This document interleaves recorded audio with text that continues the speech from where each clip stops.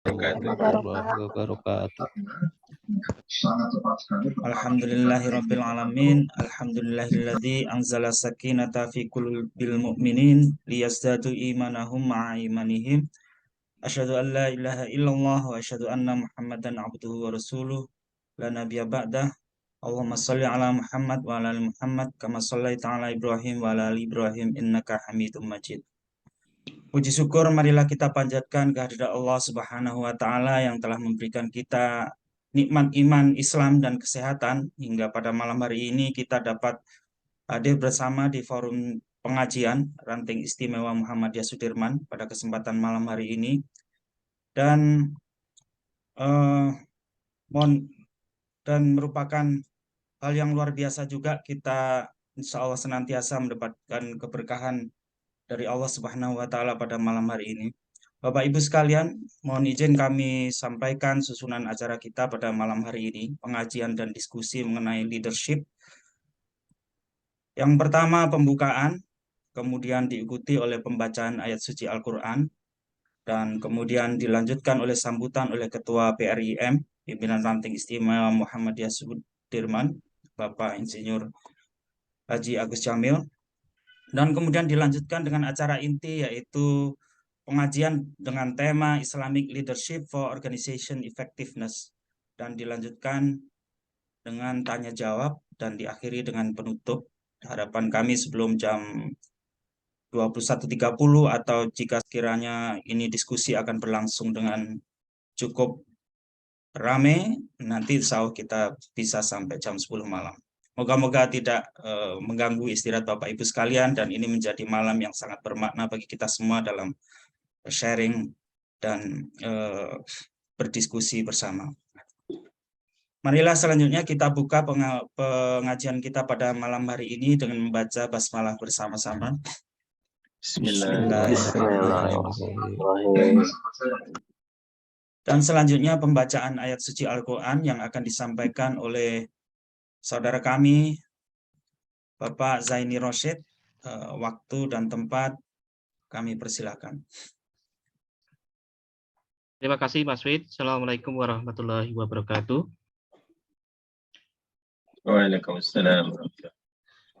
Bapak Ibu mohon izin untuk membacakan dua ayat yang berkaitan dengan tema kita kali ini, yaitu dari surat An-Nisa ayat 58 dan 59 yang merupakan dasar dari konsep-konsep kepemimpinan dalam Islam. Mohon izin. A'udzubillahi minasyaitonirrajim. Bismillahirrahmanirrahim. Innallaha ya'murukum an tu'addul amanata illa ahliha wa idza hakamtum bainan nasi ayyahkumu bil 'adl. Innallaha ni'imma ya'idukum bih. Innallaha kana sami'an basyira. Ya ayyuhalladzina amanu atiullaha wa atiur rasula wa ulil amri minkum. Fa in tanaza'tum bil fisai farudduhu ila Allahi wa rasuli in kuntum tu'minuna billahi wal yaumil akhir. Dzalika khairum wa ahsanu ta'wila.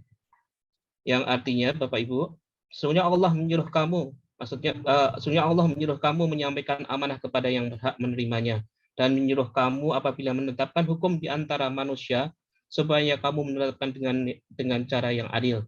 Sesungguhnya Allah memberi pengajaran yang sebaik-baiknya kepadamu.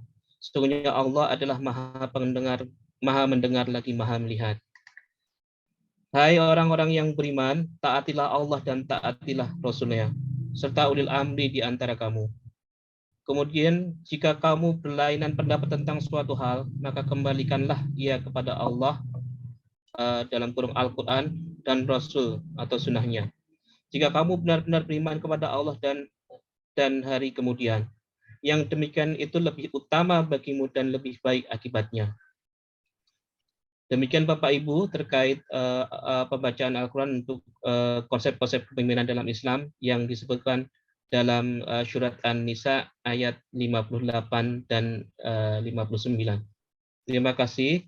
Mudah-mudahan lantunan ayat ini bermanfaat dalam memberikan pokok-pokok pemikiran yang akan kita bahas dalam diskusi kita malam ini. Sekian, akhirul kalam. Wassalamualaikum warahmatullahi wabarakatuh. Untuk tempat kami Waalaikumsalam. kembalikan kepada moderator. Silakan Mas Wi. Baik, terima kasih Pak Zaini. Baik Bapak Ibu sekalian, dengan pembacaan ayat suci Al-Quran tadi semoga menambah keberkahan majelis kita pada malam hari ini dan kita selalu dalam petunjuk Allah Subhanahu wa Ta'ala.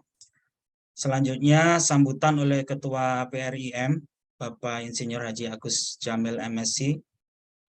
Kami persilakan Pak. Terima kasih Mas Widianahar. Bismillahirrahmanirrahim. Assalamualaikum warahmatullahi wabarakatuh. Salam. Waalaikumsalam warahmatullahi wabarakatuh. Alhamdulillahirabbil alamin. Alhamdulillahi fatiris samawati wal ardi ja'ilil malaikati rusulan uli ajnihatin mathna wa thulatha wa ruba'. Yazidu fi khalqi ma yasha' innallaha ala kulli syai'in qadir. Allahumma salli ala Sayyidina Muhammadin wa ala alihi wa sahbihi ajma'in. Allahumma salli ala Sayyidina Muhammad wa ala alihi wa sahbihi ajma'in. Rabbi israh li sadri wa yassir li amri wa hlul 'uqdatam min lisani yafqahu qawli. Bapak-bapak, para hadirin peserta webinar yang saya muliakan pada malam hari ini, terima kasih pada Yang Mulia Dr. Oka Widana, narasumber kita pada malam hari ini yang akan membahas mengenai Islamic leadership. Ya, Islamic leadership dalam hubungannya dengan efektivitas organisasi. Dan beliau nanti akan mengupas tentang kasus dalam Muhammadiyah. Pertama-tama saya ingin mengucapkan terima kasih pada semua hadirin yang sudah meluangkan waktu untuk menambah ilmu, untuk bersilaturahmi, mengaji bersama kita pada malam hari ini, terutama dalam persiapan kita Mangayu Bagyo atau memperingati, merayakan persiapan Muktamar Muhammadiyah yang ke-48 yang akan diselenggarakan beberapa hari lagi, tanggal 18 sampai 20 November di kota Surakarta. Sebagian kita mungkin bisa hadir, sebagian tidak bisa hadir, tapi insya Allah semangat untuk ikut meramaikan gerakan kita dalam bermuhammadiyah ini bisa kita kobar-kobarkan dari manapun. Alhamdulillah tadi saya sudah berbincang-bincang sedikit siapa peserta yang hadir pada malam hari ini. Ada yang dari Papua, ada yang dari Aceh, dan banyak dari beberapa tempat di Indonesia, di Pulau Jawa, baik di Jakarta, di Kediri, dan di mana tadi, di banyak tempat. Alhamdulillah. Sekali lagi terima kasih, mudah-mudahan meluangkan waktu pada malam hari ini untuk acara ini mendapat manfaat dan barokah.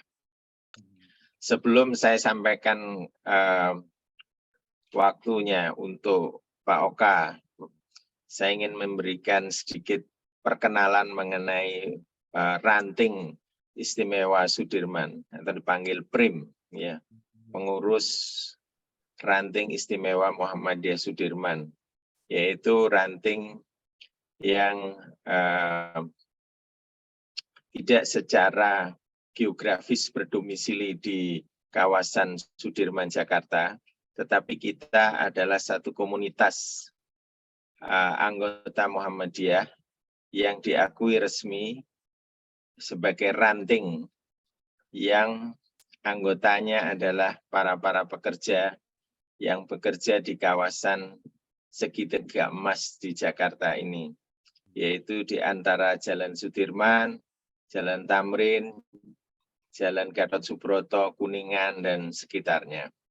Seperti yang Bapak-Bapak Ibu sekalian lihat di background saya ini, itu adalah kawasan tengah dari Jakarta.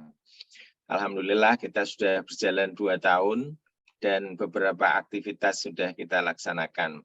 Kami harap Bapak-Bapak Ibu sekalian nanti bisa bergabung juga dalam satu kelompok kita punya Soul of Sudirman, yang mana kita saling bertukar informasi dan membina dakwah kita di dalam bermuhammadiyah ini. Bapak Ibu sekalian, mungkin itu yang bisa saya sampaikan sementara ini. Dan sekali lagi terima kasih kepada Pak Oka Widana.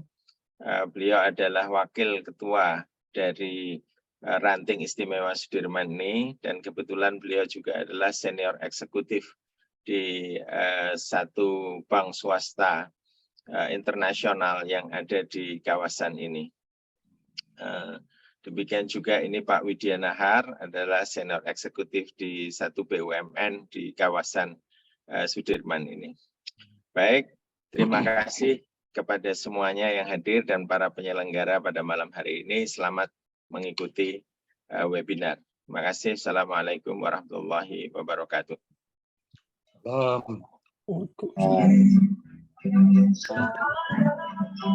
Waalaikumsalam warahmatullahi wabarakatuh. Baik, terima kasih Pak Ketua atas pengantarnya tadi yang telah juga menjelaskan atau memperkenalkan kepada Bapak Ibu sekalian apa itu Ranting Sudirman.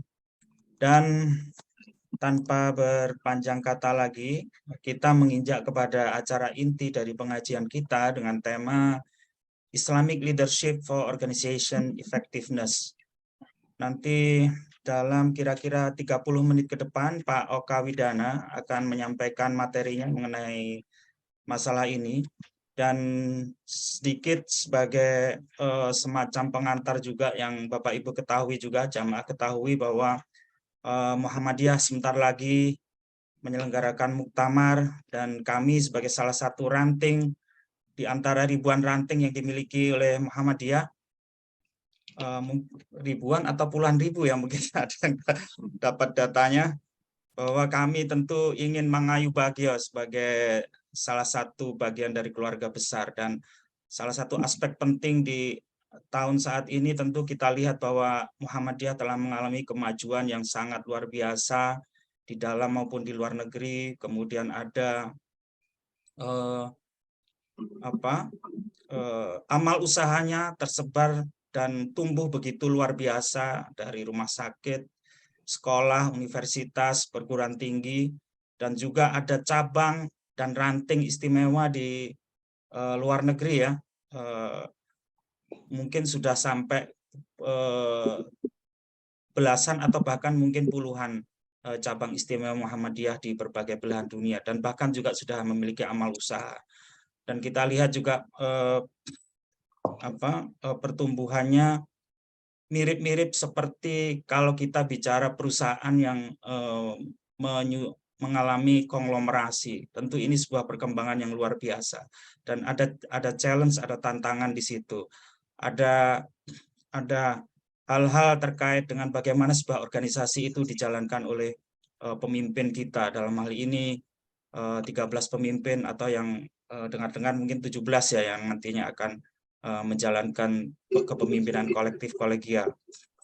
Dan ini nanti yang akan apa yang kita diskusikan dan akan dipaparkan oleh Dr. Oka Widana pada malam hari ini kiranya dapat menjadi semacam mangayu Bagio tadi, bagaimana sebenarnya kepemimpinan yang dibutuhkan Muhammadiyah di era saat ini. Tentu kita melihatnya bukan untuk mengkritik pemimpinan yang ada saat ini, tetapi lebih kepada muhasabah.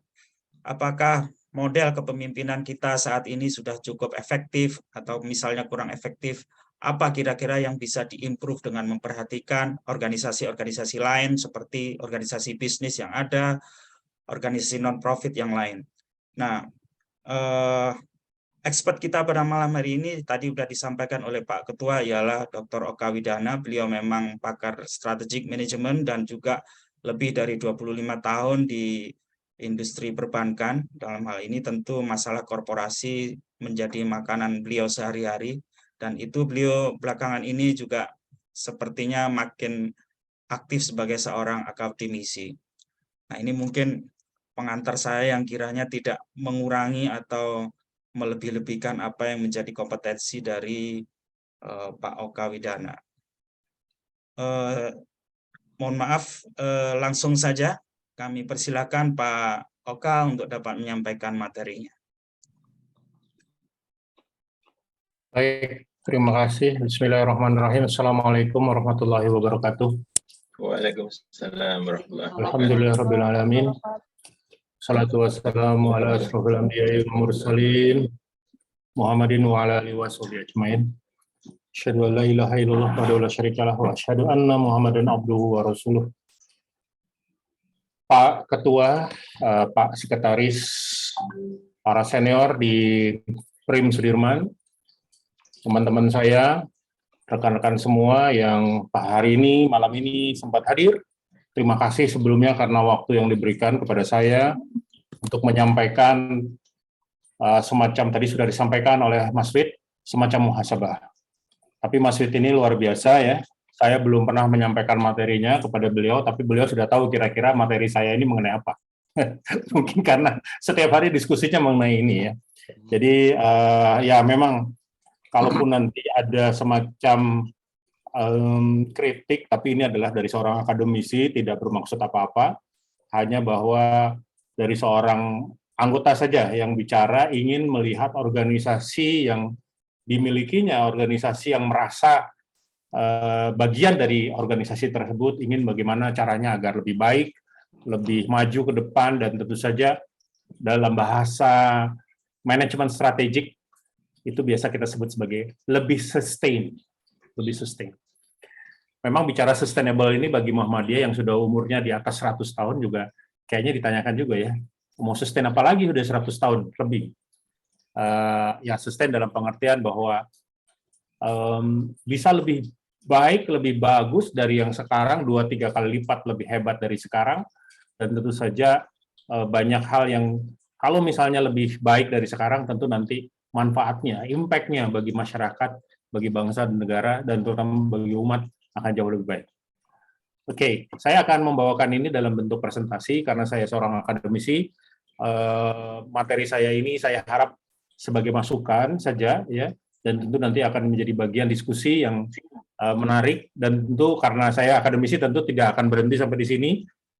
Ini akan dilanjutkan penelitian ini karena memang ini bagian dari studi saya mengenai strategic management yang di dalamnya adalah soal organization effectiveness, soal corporate culture, soal corporate organization chart, dan seterusnya. Dan bagi teman-teman mahasiswa yang hari ini banyak hadir, tentu ini juga saya berharap menjadi semacam masukan juga bagi Anda semua.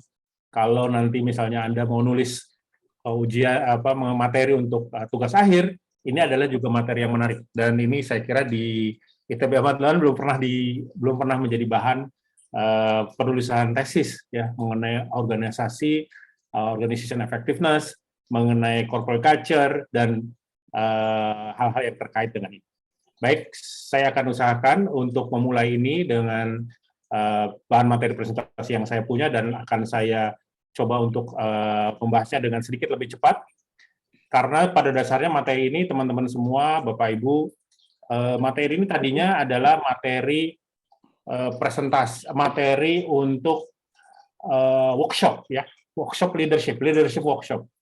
Tapi ternyata format kita ini adalah webinar, maka saya sedikit ubah dari workshop menjadi seminar ya, dan tentu kalau workshop itu lebih banyak latihan, lebih banyak self assessment, banyak nanti ada banyak segala macam ya exercise ya. Kalau di sini nanti saya akan banyak bicara teori. Ya sebenarnya cuma terbalik aja ya, kalau di workshop mungkin teorinya nggak terlalu banyak, tapi lebih banyak kepada praktek dan bagaimana menumbuhkan pemahaman, pengetahuan, dan kebiasaan-kebiasaan. Tapi kalau di forum kita kali ini, saya akan lebih banyak bicara mengenai teori-teorinya. Walaupun demikian, saya juga tidak akan terlalu dalam ya, ini akan saya browse saja karena materinya cukup banyak, 44 lembar, 44 halaman, dan saya hanya dikasih waktu 30 menit.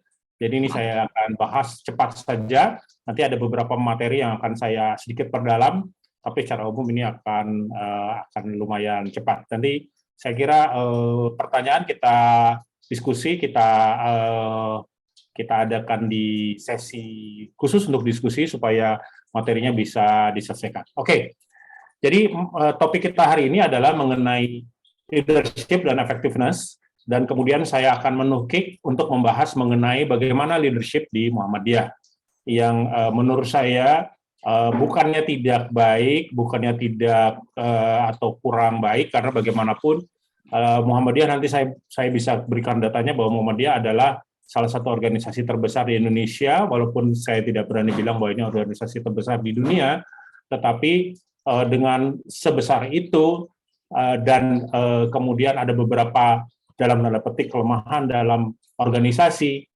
Muhammadiyah bisa sebesar sekarang, ya artinya memang mungkin saja apa yang saya sampaikan di sini kurang tepat ya, dan oleh karena itu saya kira tidak ada masalah juga untuk kita berdiskusi ya, karena biasanya kalau kita bicara mengenai kelemahan-kelemahan tapi kemudian secara empirikal datanya adalah sebesar Muhammadiyah ya, sudah punya 1 juta meter persegi tanah begitu, orang mungkin akan langsung memberikan kontra-argumen bahwa ini pasti teorinya keliru nih, karena Muhammadiyah sampai saat ini sudah sangat sukses. Alright, kita mulai dulu bahwa kepemimpinan itu sangat penting ya, dan terutama di dunia Islam ya, kepemimpinan itu sangat ditekankan ya, apakah itu dalam organisasi Islam, dalam perusahaan-perusahaan yang bernafaskan Islam, maupun dalam negara-negara Islam, kepemimpinan sangat ditekankan. Dan terakhir-terakhir ini, beberapa tahun belakangan, muncul suatu idiom baru, muncul suatu terminologi baru mengenai Islamic leadership. Yang sebelumnya, saya kira di tahun 80-an pertengahan, istilah Islamic leadership ini belum begitu dikenal. Ya. Tapi ya tentu saja ini bukan sesuatu yang salah, saya kira, karena memang ada keinginan dari dari ahli-ahli manajemen Islam untuk membuat satu distinction ya, apa yang disebut sebagai Islamic leadership dan non-Islamic leadership. Tapi nanti kita lihat saja ya.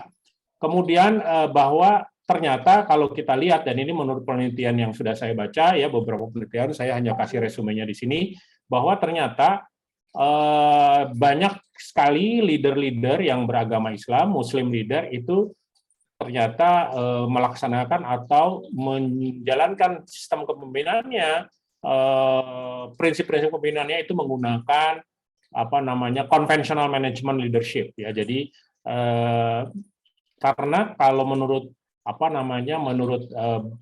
yang saya baca ya, sebenarnya poin-poinnya hampir mirip saja ya, cuma bahwa untuk Islamic leadership itu ada beberapa hal yang membedakan dengan conventional leadership, antara lain bahwa Islamic leadership itu sangat menekankan kepada prinsip tauhid, ya, prinsip bahwa Tuhan itu satu. Artinya bahwa di dalam menjalankan kepemimpinan itu seorang leader Islam tidak membedakan antara kehidupan dia sebagai atau kehidupan duniawi ataupun kehidupan yang bersifat religius. Artinya bahwa praktek kepemimpinan itu adalah bagian daripada ibadah itu yang dimaksud dengan prinsip tauhid, ya, prinsip unity of God. Jadi Tuhan itu satu. Itu adalah satu mungkin perbedaan yang sangat fundamental antara conventional leader dengan Islamic leader.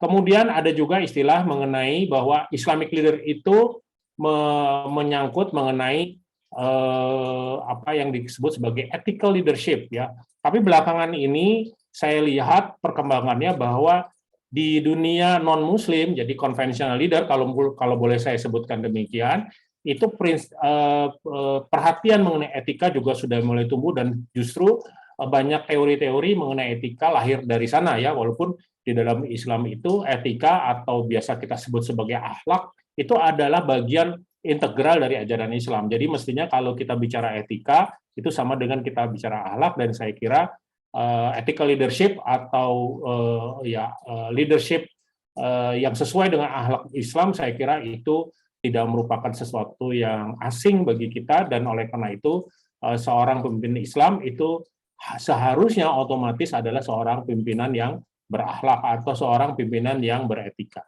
Nah, di dalam literatur Islamic leadership dikenal juga dengan istilah Rabbani leadership, spiritual leadership, divine leadership, prophetic leadership. Pada prinsipnya tidak berbeda ya, pada prinsipnya sama, cuma ini adalah perbedaan-perbedaan istilah saja yang tadi saya sampaikan bahwa perbedaan utamanya adalah pada prinsip tauhid ya, bahwa di Islamic leadership itu ada prinsip tauhid yang semuanya bermuara kepada, atau yang bukan bermuara ya, tapi berasal dari guidance di dalam Islam yang utama, yaitu Quran dan Sunnah ya. Kemudian tujuannya adalah, slide-nya belum jalan ya emang ya? Sudah atau belum kelihatan? Sudah kelihatan? Belum bergerak ya? Tidak bergerak. Tidak bergerak. Ya, jadi belum ke slideshow. Belum ke slideshow. Kalau di sininya udah ya. Sebentar, saya. Sudah ini. Tadi belum, sekarang udah nih.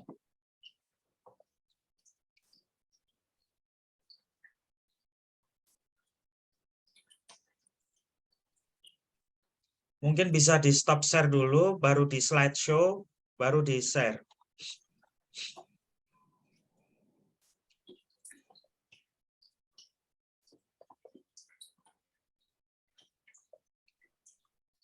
Nah, oke, udah. Sudah? Ya. Oke. Lu ulang slide-nya. Saya ulangi lagi. Oke. Tadi pakai view ya, pakai presenter view mungkin kurang baik. Oke, saya ulangi, tadi sudah sampai ke sini ya. Jadi perbedaannya adalah pada prinsip tadi saya sebutkan sebagai prinsip tauhid ya, yang asalnya atau sumbernya adalah Quran dan Sunnah, kemudian objektif daripada kepemimpinan Islam adalah maqasid syariah. Ya, maqasid syariah terdiri dari lima hal ya. Tentu teman-teman sudah pada sudah pada familiar dengan maqasid syariah ya. Saya tidak akan ulangi lagi. Nah, ini model daripada Islamic leadership yang saya ambil dari satu jurnal yang baru ini, jurnal 2022 ya kalau nggak salah. Ini adalah model yang saya kira ini model yang sangat umum dan model yang dipakai di banyak referensi mengenai Islamic leadership. Tadi prinsip-prinsipnya saya sudah sebutkan ya, itu ada religious, fairness, leading by example, convincing power, honest, charismatic ya. Kemudian quality yang dimiliki oleh seorang leader adalah trustfulness ya, bisa dipercaya, bukan bisa dipercaya, truthfulness itu adalah penuh kebenaran ya, jadi dia memperjuangkan kebenaran ya. Kemudian trust bisa dipercaya, knowledge ya, punya ilmu pengetahuan, dan communication. Saya kira ini tidak akan saya perdalam lagi, tapi memang di Islamic leadership maupun di conventional leadership itu pengaruh leadership, the significance of leadership itu akan sangat mempengaruhi yang namanya organizational performance, antara lain adalah customer satisfaction, internal business process, learning and growth. Ini adalah bagian dari balance scorecard ya, kemudian human capital talent, employee attitude, employee satisfaction, market penetration, belum lagi misalnya mengenai financial performance ya, dan yang lain-lain. Nah, semuanya ini Islamic leadership adalah untuk mencapai apa yang kita sebut sebagai berkah ya, barokah ya. Barokah adalah suatu manfaat yang lebih besar daripada manfaat yang makin lama makin besar. Jadi value yang makin lama makin besar. Mungkin ini juga yang membedakan antara conventional leadership dengan Islamic leadership. Karena kalau di conventional leadership tentu tidak mengenal istilah barokah ya, tidak mengenal istilah benefit atau value yang makin lama makin besar. Ya, itu definisi secara umum, secara ringkas mengenai apa yang disebut sebagai barokah. Nah, ini saya sampaikan beberapa perbedaan antara conventional leadership dan Islamic leadership. Ya, intinya seperti tadi saya sebutkan bahwa kalau di Islamic leadership ini adalah bahwa apapun yang dilaksanakan oleh seorang leader di dalam memimpin atau di dalam melaksanakan kepemimpinannya adalah untuk Allah ya. Jadi untuk beribadah kepada Allah. Itu adalah prinsip yang saya kira sangat prinsipal, baik itu ada di semua hal ya yang kita sebut sebagai Islamic. Misalnya di keuangan Islam, di manajemen Islamic management, di Islamic economics, di Islamic leadership, itu selalu kita bilang bahwa yang namanya tauhid atau prinsip bahwa ibadah itu adalah bagian daripada atau kehidupan manusia itu tidak bisa dipisahkan dari ibadah kepada Allah, kepada Tuhan, itu merupakan satu prinsip utama di dalam seluruh aspek kehidupan, seluruh kegiatan di dalam kehidupan kita, ya. Nanti silakan teman-teman untuk melihat ini lebih dalam, mungkin nanti bisa juga kita diskusikan mengenai perbedaan antara conventional leadership dengan Islamic leadership. Oke, sekarang kita menukik sedikit ke Muhammadiyah, karena saya ingin kaitkan dengan yang Islamic leadership tadi dengan Muhammadiyah. Ini tentu teman-teman yang aktif di organisasi Muhammadiyah, saya kira sudah sangat familiar dengan visi, misi, dan usaha Muhammadiyah, ya. Kalau kita lihat, Muhammadiyah adalah visinya sebagai gerakan Islam yang berlandaskan Al-Quran dan Sunnah. Saya kira ini adalah suatu hal yang prinsipil yang merupakan ciri khas dari suatu gerakan Islam, tetapi dengan khusus untuk Muhammadiyah adalah yang membedakan adalah dengan watak tajdid, ya, atau pembaharuan, ya. Dan seterusnya, kemudian misinya adalah seperti ini, ya, antara lain menegakkan keyakinan tauhid yang murni, ya. Ini dalam hal pemurnian ajaran agama, kemudian menyebarluaskan, ini menyangkut penyebarluasan dakwah, kemudian mewujudkan amalan Islam, artinya menginternalisasi seluruh ajaran Islam di dalam kehidupan sehari-hari, dan yang keempat adalah usaha Muhammadiyah. Artinya bahwa poin 1, 2, 3 ini harus di backup, harus disupport dengan usaha-usaha Muhammadiyah. Maksudnya usaha di sini adalah amal usaha yang dalam arti bahwa kegiatan-kegiatan Muhammadiyah ini tidak boleh membebankan kepada masyarakat, kepada bangsa, kepada negara, kepada siapapun, tapi Muhammadiyah bisa independen. Ini juga sangat penting di dalam menjalankan misinya tadi, yang 1, 2, 3 poin tadi, supaya apa? Supaya Muhammadiyah tidak dipengaruhi oleh politik, oleh visi-visi atau misi yang tidak sesuai dengan visi maupun misi Muhammadiyah. Kemudian usaha Muhammadiyah, saya kira ini teman-teman nanti silakan untuk dibahas, untuk dibaca, ya. Saya kira ini tidak terlalu asing bagi teman-teman semua. Nah, kemudian saya akan menukik karena ini sering dibawakan dan sering didiskusikan, ya, paling tidak di literatur-literatur yang saya baca, ya, mengenai sifat organisasi Muhammadiyah. Organisasi Muhammadiyah itu apa sih? Dan sifat organisasinya seperti apa, ya? Karena kalau Muhammadiyah ini disebut ormas, ya memang ormas, tapi di dalamnya ada amal usaha yang sifatnya cukup besar juga, seperti rumah sakit, ya, seperti sekolah, perguruan tinggi. Nah, sebenarnya jadi usaha Muhammadiyah ini atau organisasi Muhammadiyah ini apa sebenarnya? Organisasi massa yang seperti organisasi-organisasi lain, tapi kenapa amal usahanya begitu besar dan begitu menggurita? Jadi sebenarnya organisasinya apa? Nah, saya coba gali, ya, lebih jauh, dan ternyata ada beberapa statement yang menarik, ya. Jadi ada 2 statement yang menarik, bahwa Muhammadiyah itu adalah disebut sebagai philanthropy organization. Yang kedua, Muhammadiyah disebut social enterprise. Yang benar yang mana nih? Ya, karena keduanya berbeda, walaupun di dalam misi tadi ada kata-kata usaha Muhammadiyah. Tadi di misi yang nomor 4 ada usaha Muhammadiyah. Usaha ini masuk kemana? Ke filantropi atau social enterprise. Ternyata dari beberapa berita, dari beberapa kutipan-kutipan, memang lebih populer Muhammadiyah sebagai organisasi filantropi. Ya, Muhammadiyah sebagai organisasi filantropi. Ini ada Pak Hajrianto Tohari, ada beberapa penelitian, salah satu yang saya kutip di sini adalah Amelia Fauzia 2013, tapi ini banyak sekali, ya, selain Amelia ini banyak sekali yang menulis bahwa Muhammadiyah itu filantropi. Yang menulis Muhammadiyah sebagai social enterprise itu hampir tidak ada. Ya, ini cuma ada Pak Arsyad Rashid, CEO Indika Energy. Kebetulan beliau melakukan interview dengan Pak Ketua Umum, ya, Haidar Nasir. Kemudian beliau mengambil kesimpulan bahwa Muhammadiyah itu adalah organisasi social enterprise. Kenapa saya ambil ini? Karena dari sisi organisasi, ketika kita bicara philanthropic organization atau social enterprise, cara memanage organisasinya totally different.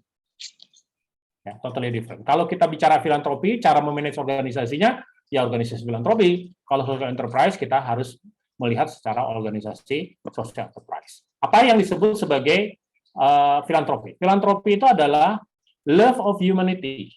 Ya, jadi sebenarnya filantropi ini adalah di banyak tempat disebutnya sebagai social enterprise, entrepreneurship.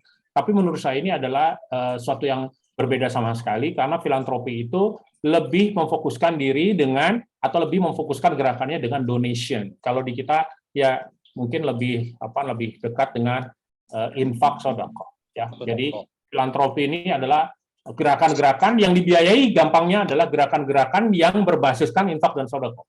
Gerakan-gerakan apa? Gerakan-gerakan yang sifatnya sosial. Muhammadiyah banyak sekali gerakan-gerakan yang bersifat sosial, keagamaan, dakwah yang berbasiskan infak dan sedekah. Oleh karena itu, dan sekarang wakaf yang terakhir, dan zakat juga. Oleh karena itu tidak heran banyak yang mengatakan bahwa Muhammadiyah ini adalah organisasi filantropi. Ya, walaupun sebenarnya kurang tepat, ya, karena menurut saya yang lebih tepat Muhammadiyah itu adalah social entrepreneurship. Kenapa? Karena kalau filantropi tadi disebutkan itu adalah donation, hanya berbasis donasi. Artinya kalau tidak ada donasi, tidak akan berjalan organisasinya, atau yang biasa disebut sebagai spontaneous charity.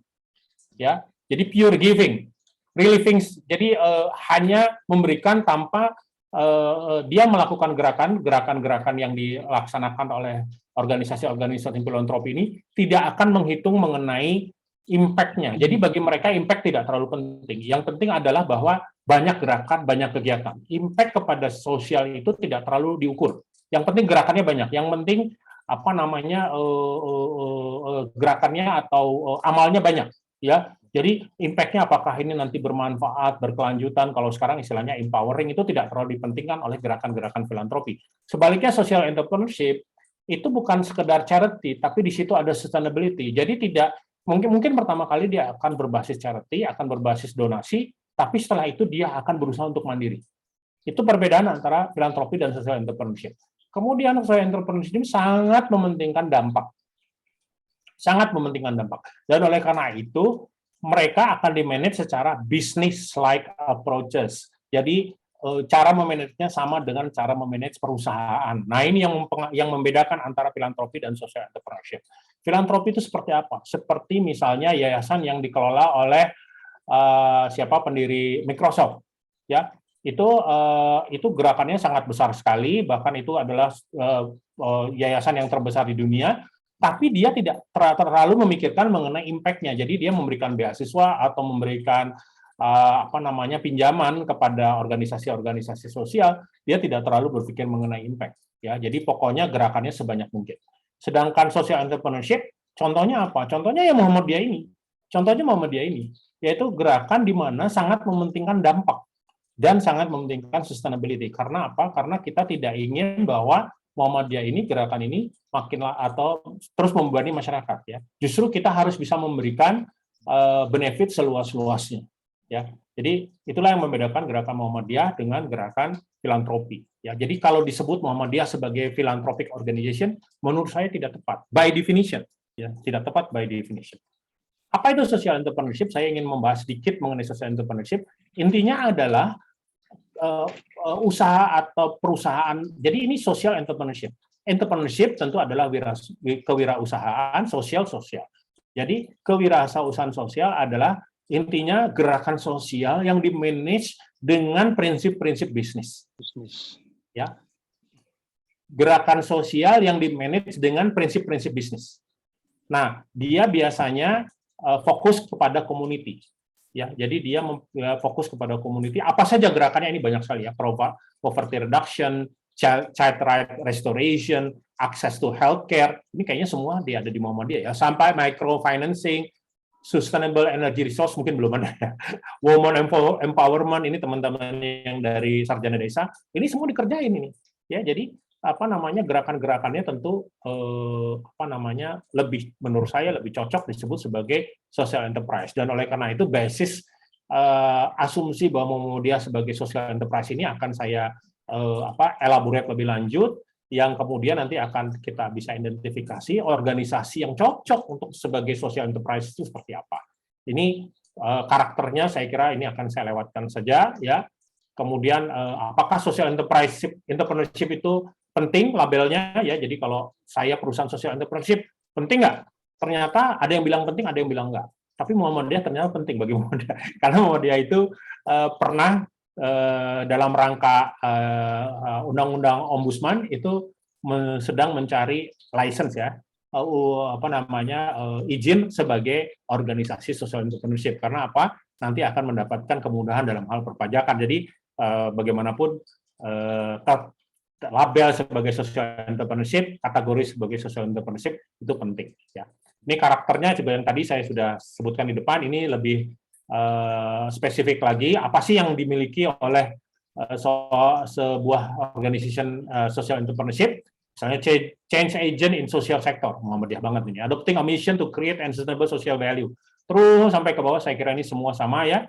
Acting boldly without being limited by resources currently in hand. Jadi walaupun tanpa resource yang cukup, tapi berani untuk mengambil inisiatif dan berani untuk bergerak ya. Ini saya kira juga sangat familiar dengan yang ada di dalam gerakan kita.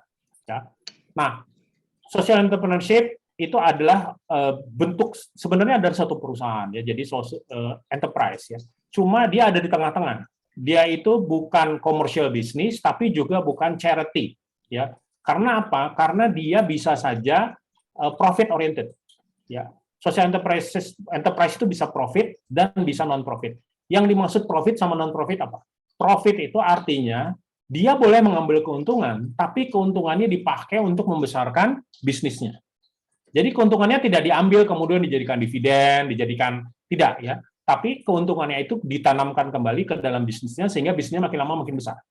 Sedangkan non profit dia tidak mengambil profit sama sekali. Justru ini yang bahaya dari sisi manajemen. Kenapa? Karena kalau non profit artinya dia akan tergantung kepada charity, tergantung kepada sumbangan, dependensi.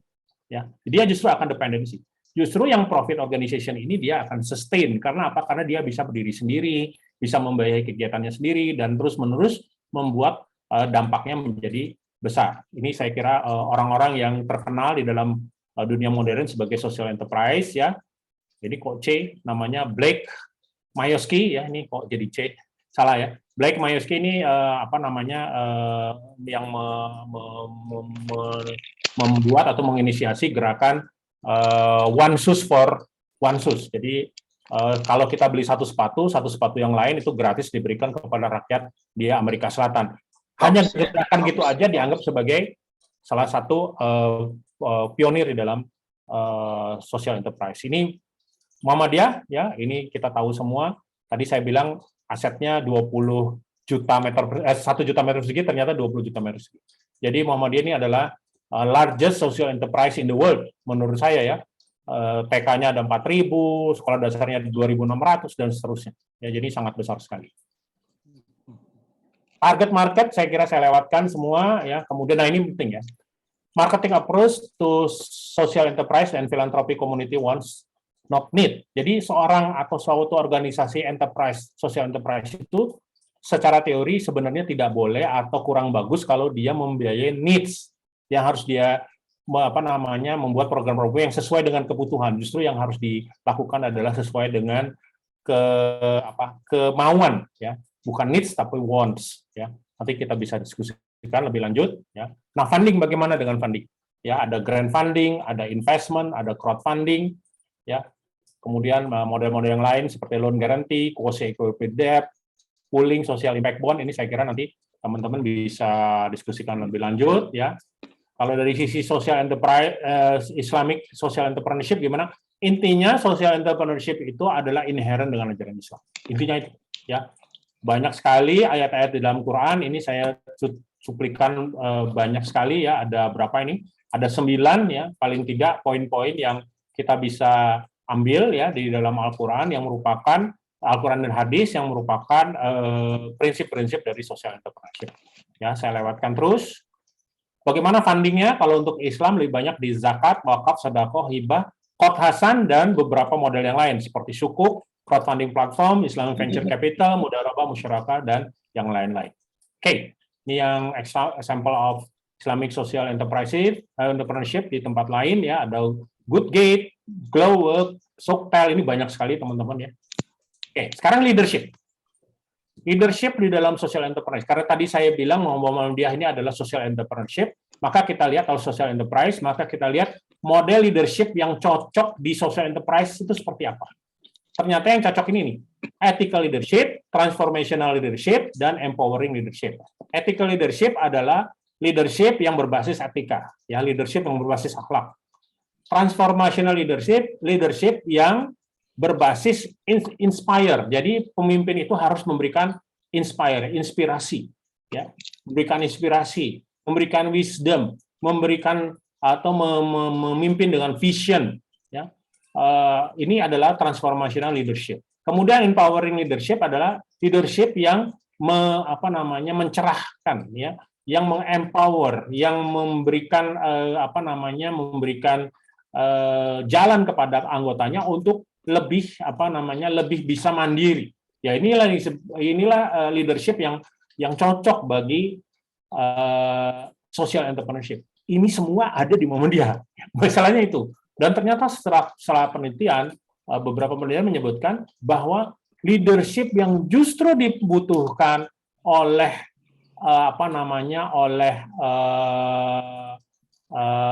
social enterprise yang tidak banyak menjadi perhatian dari para social entrepreneurship adalah yang disebut sebagai transactional leadership. Ya, transactional leadership. Apa itu transactional leadership? Transactional leadership adalah, ini putus lagi ya, sebentar ya. Jadi yang sebenarnya sangat dibutuhkan dan jarang para social entrepreneurship ini memperhatikan adalah transactional leadership. Apa itu transactional leadership? Transactional leadership adalah bagian daripada yang disebut sebagai manajemen. Ya, jadi transactional leadership adalah manajemen. Jadi yang tidak dimiliki, dan saya kira juga Muhammadiyah saya kira sama ya, yaitu bahwa kita tidak memiliki atau kita kurang kurang memperhatikan lah, katakan gitu, mengenai manajemen. Ya, kepemimpinan dalam manajemen, kepemimpinan yang mengatur atau yang biasa di sini disebut sebagai autocratic leadership.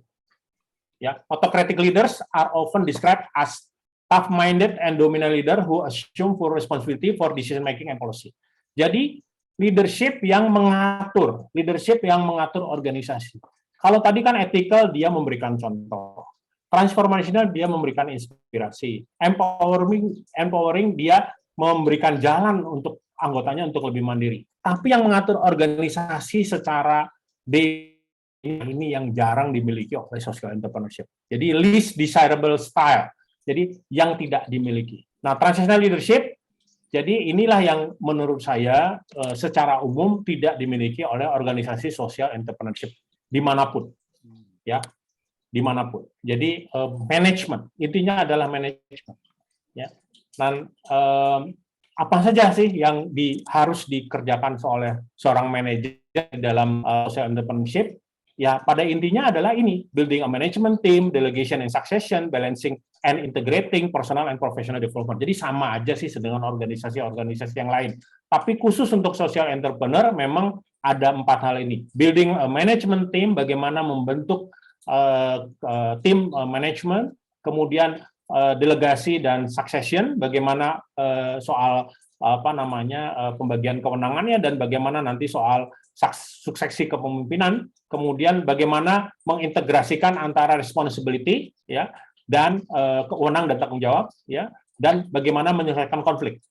Kemudian bagaimana mengembangkan personal capability maupun personal skill, ya. Jadi ini memang nggak asing juga ya bagi seorang manajer, dan memang ini adalah tugas mereka sehari-hari. Cuma memang ini adalah hal-hal yang ditekankan di dalam social entrepreneur, di dalam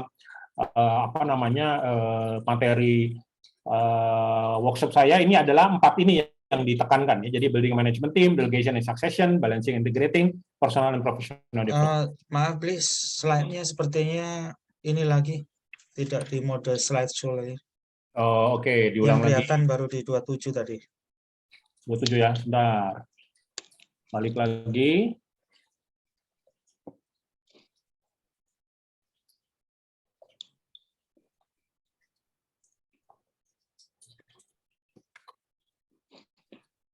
Masih 27? Masih 27. Udah bisa berjalan? Nah, ini kalau diklik sebelah kirinya baru bisa jalan, tapi tidak dalam mode show. Sudah. Oh, model show. Oke, udah bisa jalan? Oke, udah ini oke. Wah, ini memang kacau ini ya komputernya.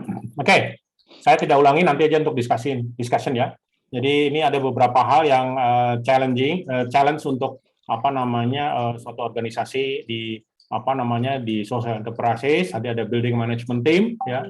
Kemudian bagaimana memimpin itu biasa disebut sebagai transitional leadership, tapi kemudian ada yang disebut sebagai situational leadership. Jadi bagaimana seorang manajer itu menyesuaikan cara kepemimpinannya dengan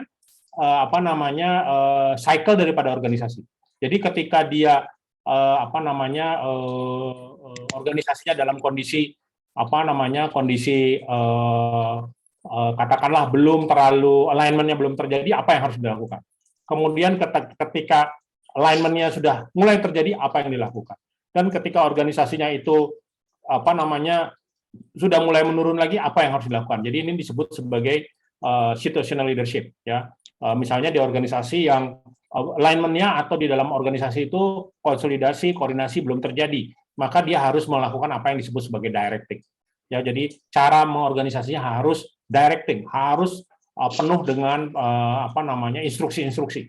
Tapi ketika organisasinya sudah sangat align, sudah sangat berjalan dengan baik, maka dia cukup menggunakan supporting atau coaching ya, di mana seorang pemimpin tidak perlu terlalu detail di dalam memberikan perintah-perintah ya, dan dia cukup fokus kepada coaching saja ya. Jadi ini mengenai kepemimpinan, dan itu tadi situational leadership ini adalah kepemimpinan yang disesuaikan dengan situasi dan kondisi ya.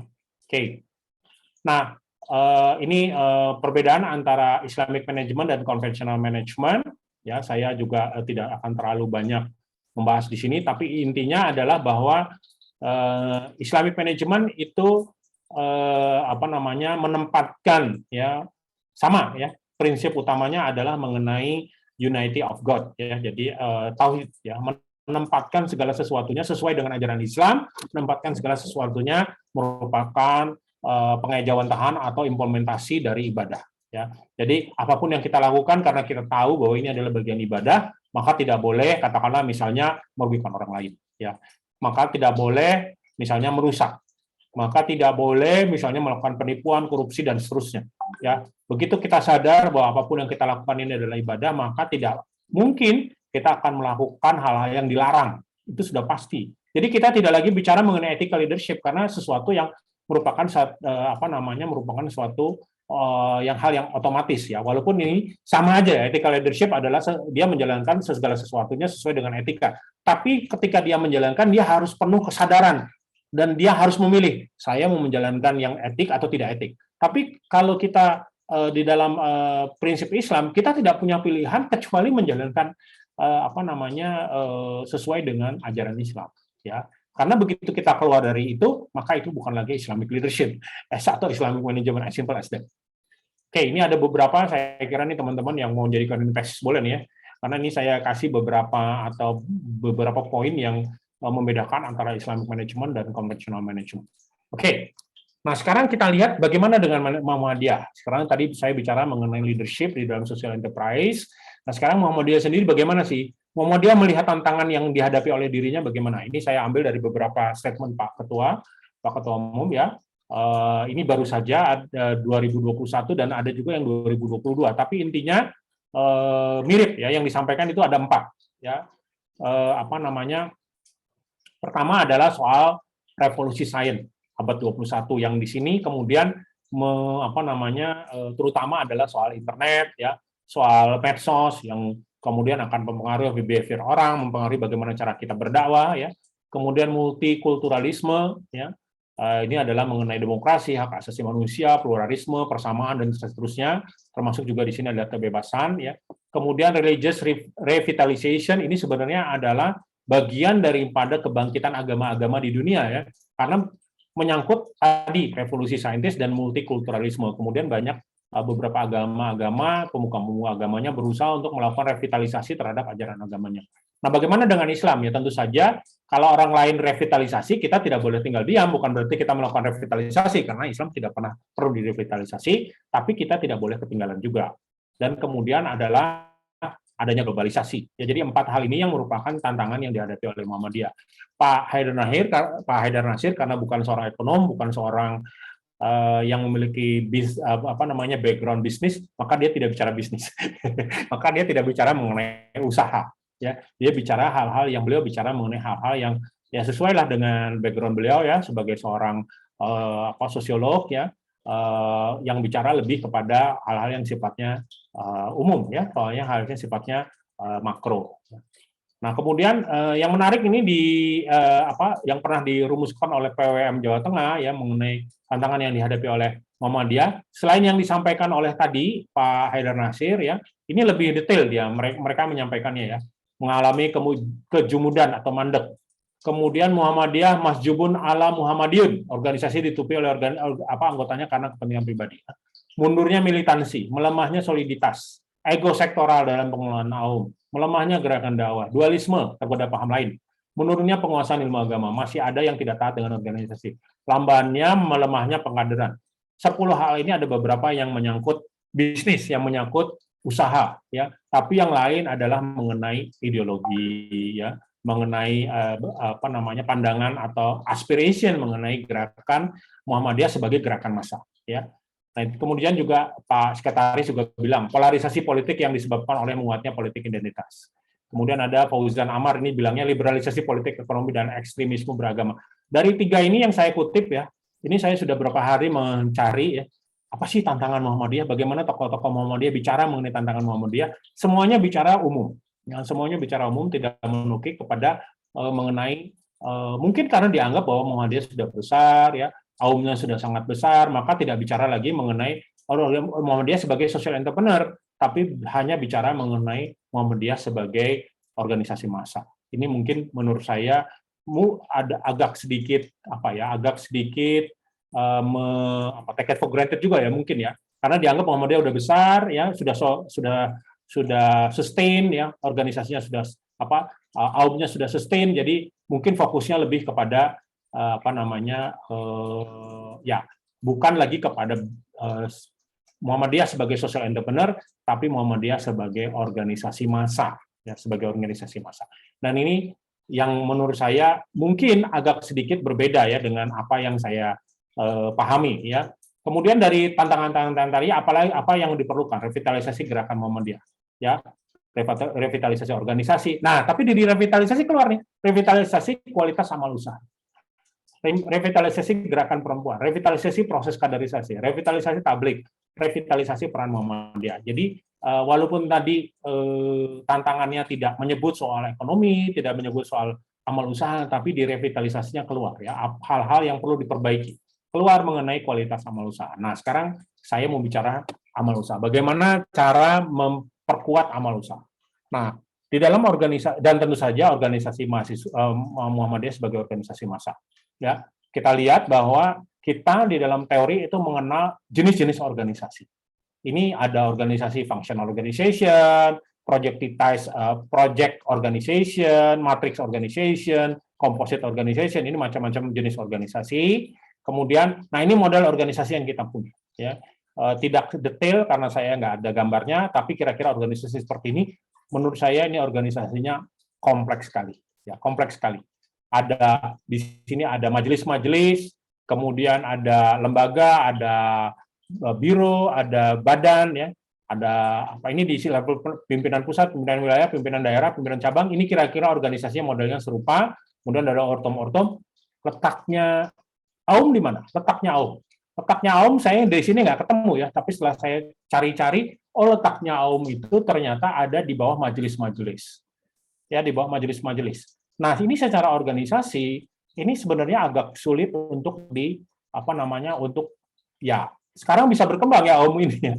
Tapi kalau kita lihat ya banyak juga Aum yang yang tidak jelas ya, kembang kempis ya.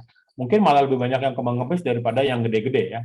Yang besar-besar, sudah mendunia, menggurita, tapi yang kecil-kecil banyak sekali ya. Sekolah-sekolah yang atapnya roboh, ya sekolah-sekolah yang bangkunya udah reot itu banyak sekali. Kenapa? Karena menurut saya organisasinya di bawah majelis-majelis ini ya, tidak digarap atau tidak di manage dengan yang tadi ya, leadership secara transaksional tadi, secara manajemen ya, tapi digarap dengan leadership yang aspiration, leadership yang empowerment, leadership yang transformational, yang menurut saya untuk Aum itu sebenarnya kurang cocok ya. Jadi bagaimana harusnya? Saya mikir-mikir ya, enaknya gimana ya struktur organisasinya? Mungkin ini adalah organisasi yang menurut saya jauh lebih cocok untuk sebuah organisasi seperti Muhammadiyah ya. Jadi disebut sebagai matrix organization ya, memisahkan bidang dakwah dan bisnis ya. Bidang dakwah tetap memiliki fungsi koordinasi. Jadi ini bidang-bidang dakwah ada di sebelah sini. Dia tetap ada, dia berjalan, ada majelis-majelis tetap berjalan.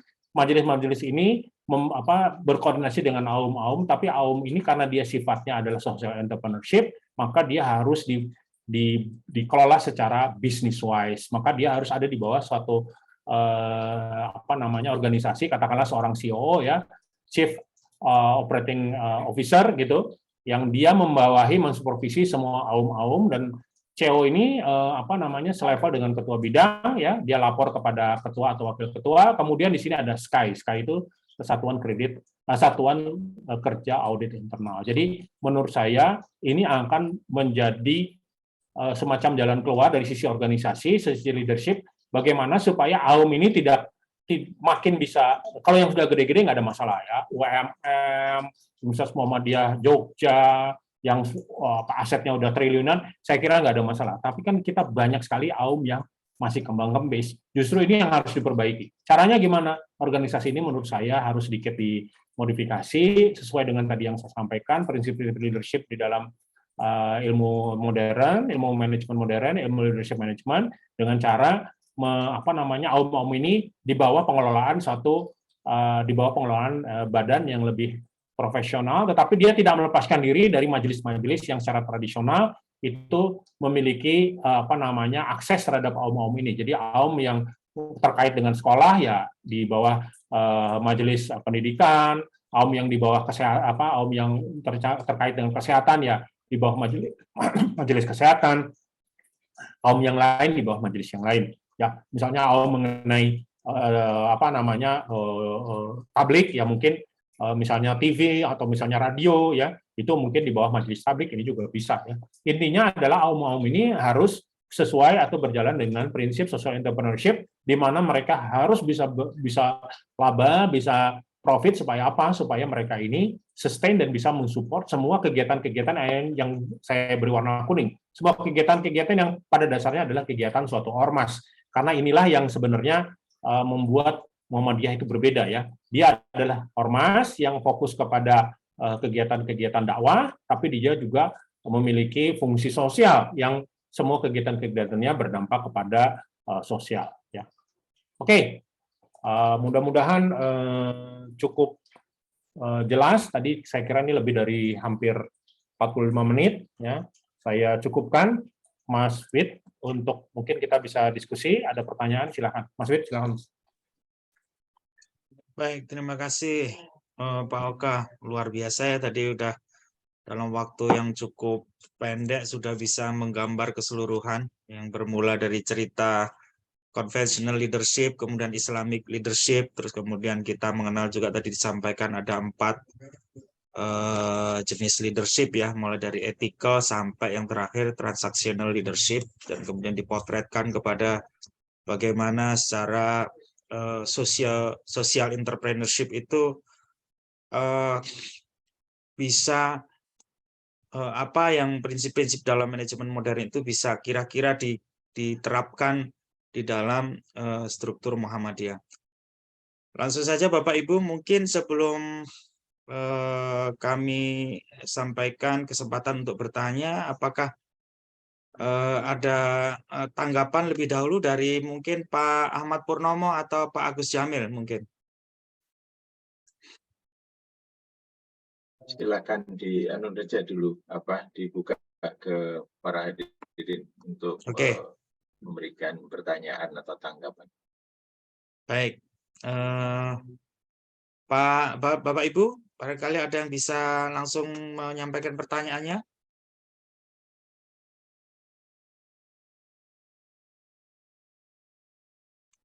Bisa lewat chat. Kalau belum ada, mungkin nanti saya bisa. Pak Sri Joko barangkali yang open mic.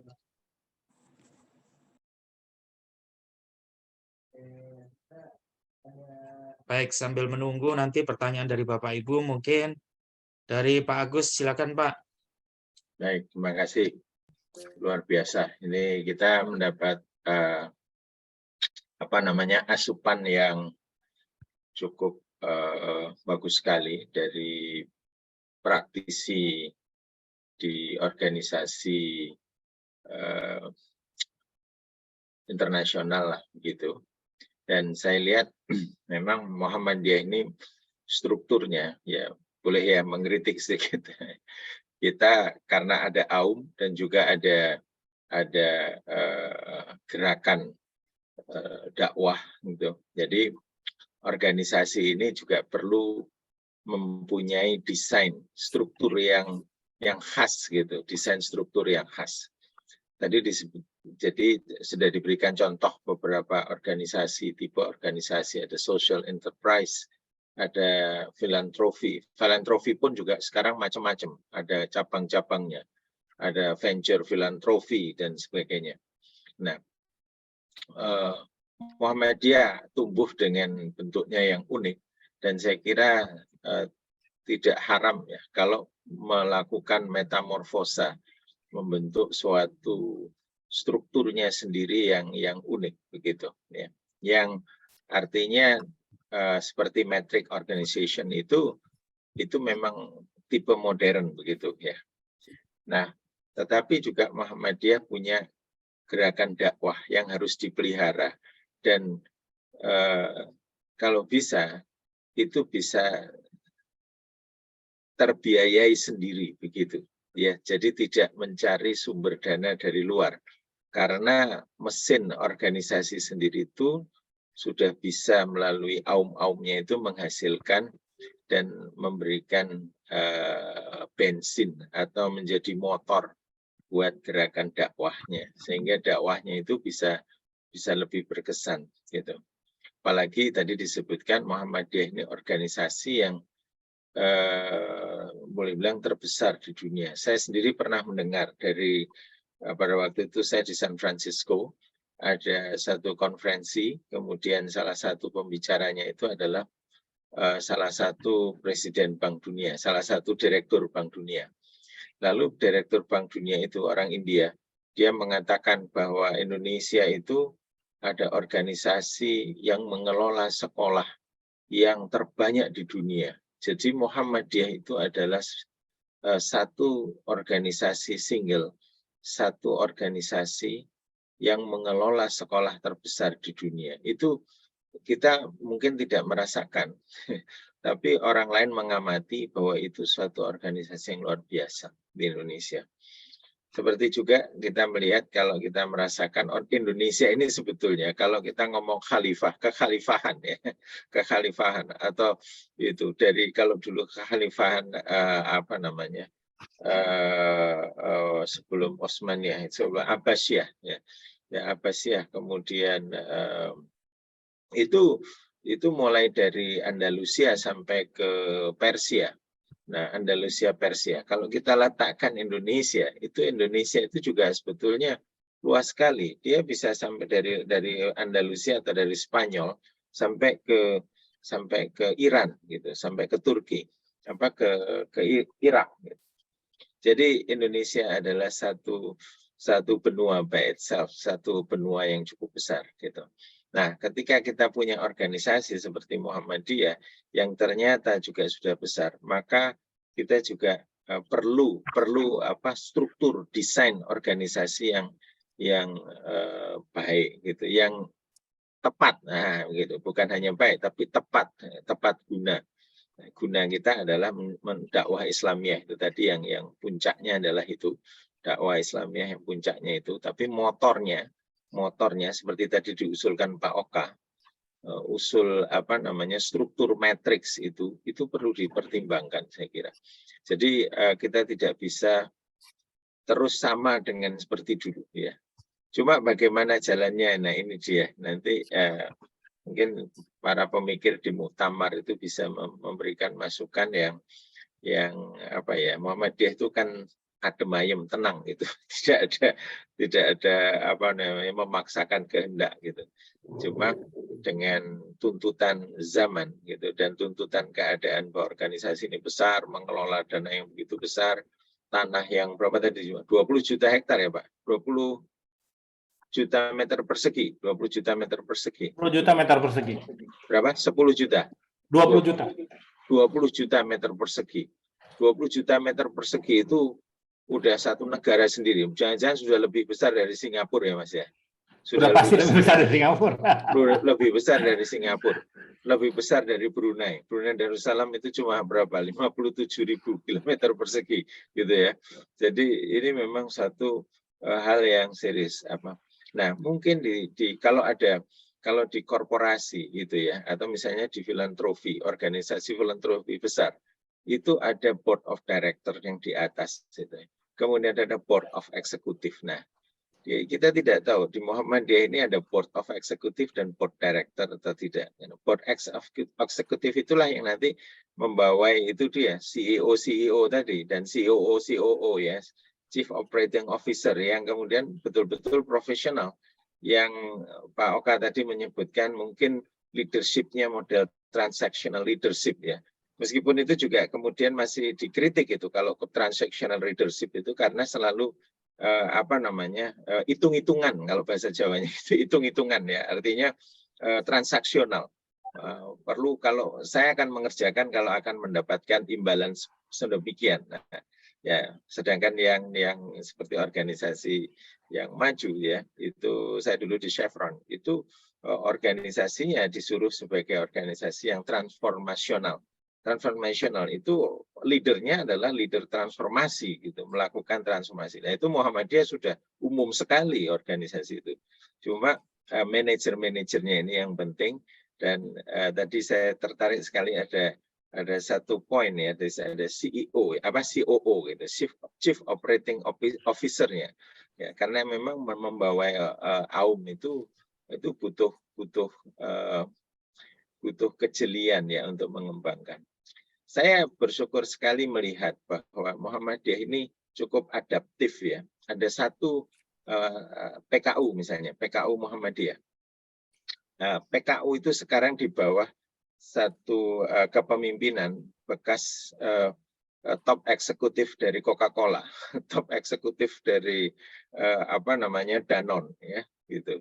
Pak Agus Samsudin itu dia luar biasa dan dia punya visi untuk mengembangkan 3.000 klinik di Indonesia. Ya, 3.000 klinik di Indonesia. Ini pekerjaan yang butuh kejelian seperti mengelola multinational company itu ya. Dan senang sekali mendengar Mas Oka tadi berani mengusulkan satu struktur gitu ya. Enggak apa-apa, ini didengar atau tidak didengar. Tapi yang penting itu bahwa gerakan dari bawah itu perlu menyuarakan ya, bahwa untuk organisasi sebesar ini yang diakui oleh dunia bahwa lain dengan ada orang gerakan dakwah yang lain ya, yang tidak punya aum sedemikian besar, maka ini harus dikelola sebagai satu amanah ya. Ya, jadi trust itu penting sekali. Gitu barangkali nanti Pak Purnomo nambahin. Ya.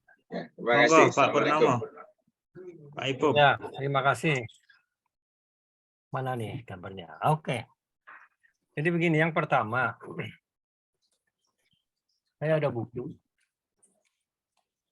Moga-moga terlihat ini buku judulnya apa, ya, dan bisa dibeli di Suara Muhammadiyah. Kalau mau tahu Muhammadiyah itu apa, ya ini. Ya, moga-moga semua sudah punya. Manhaj Gerakan Manhaj Muhammadiyah, Gerakan Muhammadiyah. Ideologi, Khitoh, dan Langkah. Ini judulnya nih. Kelihatan ya? Nih, ya. Oke. Jadi, para ahli yang menyusun berbagai teori, entah itu tentang organisasi, entah itu tentang macam-macam ya, mungkin bisa lihat ini dulu, sehingga supaya lebih kenal Muhammadiyah itu seperti apa sih. Ini terbitannya cukup lama, atau mungkin sudah diperbarui, dan pada waktu itu pengantarnya oleh Pak Haidar Nasir, terbit pertama 2009. Baik, nah dari situ, paling nggak kita kembali, saya masih ingat waktu saya training IMM, tahun 80-an di Jogja, Pemuda Muhammadiyah di Jogja, ada seorang peserta bertanya kepada Pak AR, Pak AR, kenapa Muhammadiyah itu mengambil ayat Ali Imran 104 sebagai dasar? Ya, hendaklah ada segolongan kamu yang begini begitu ya. Pak AR menjawab dengan mudah. Justru ayat inilah yang memerintahkan berdirinya Muhammadiyah. Dari situ ada 3. Muhammadiyah itu adalah gerakan dakwah, gerakan amar ma'ruf, dan nahi mungkar. Ini awalnya nih. Nah, sekarang sudah berkembang sedemikian besar, ya. Itu ada satu yang membedakan dengan organisasi tetangga sebelah. Apa itu? Di Muhammadiyah ini semuanya milik Muhammadiyah. Di tetangga sebelah semuanya milik yang buat. Bisa kiai, bisa apapun ya, yang kebetulan dia secara kultural masuk organisasi itu, sehingga dia tidak punya aset itu hampir tidak ada kalau secara organisatoris, tapi secara perorangan, secara kelompok kecil itu dia ada. Ini yang membedakan. Ya. Kemudian kalau kita lihat, ya, kalau kita mau bicara kepemimpinan, saya kira kita akan sulit melihat satu orang sosok yang mempunyai kualitas kepemimpinan yang tadi disebutkan Pak Oka itu. Ya, harus memilih salah satu. Misalnya tadi 4 ya. Yang mana?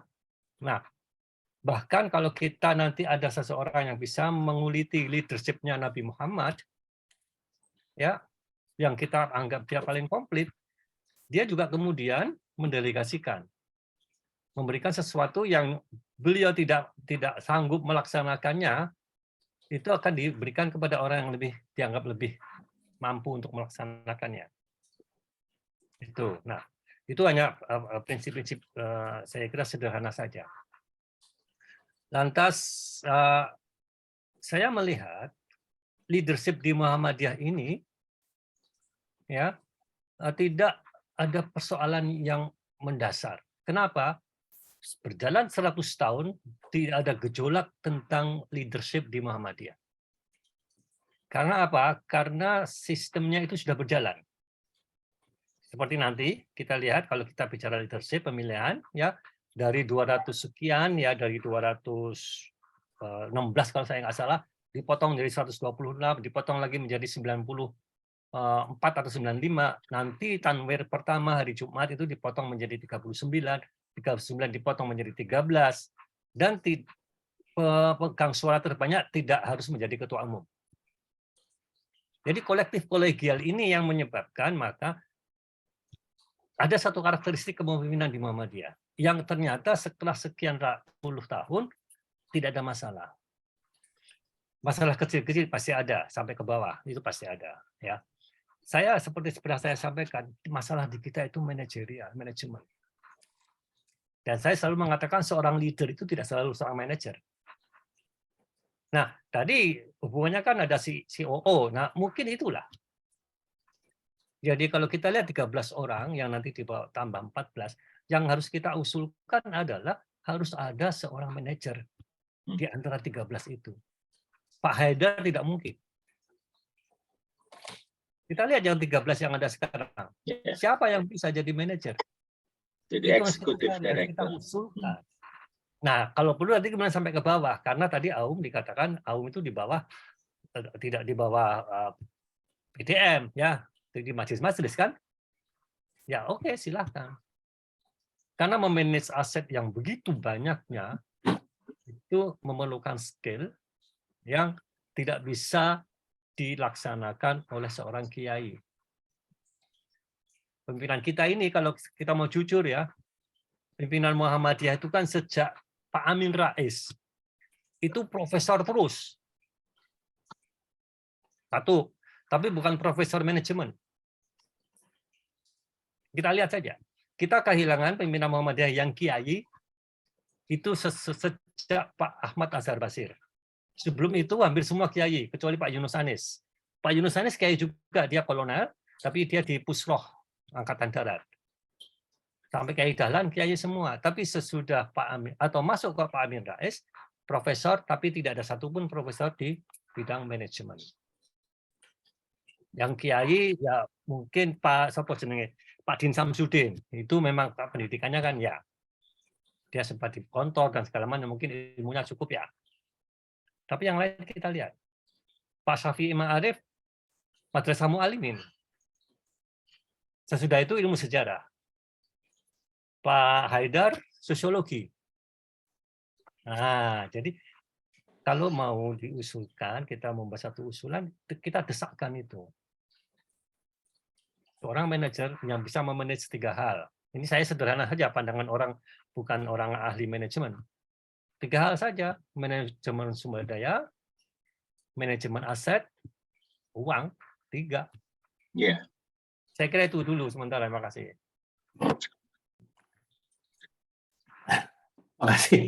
Terima kasih, ini masukannya bagus ya. Saya kira sih nggak ada yang bertentangan dengan apa yang saya sampaikan ya.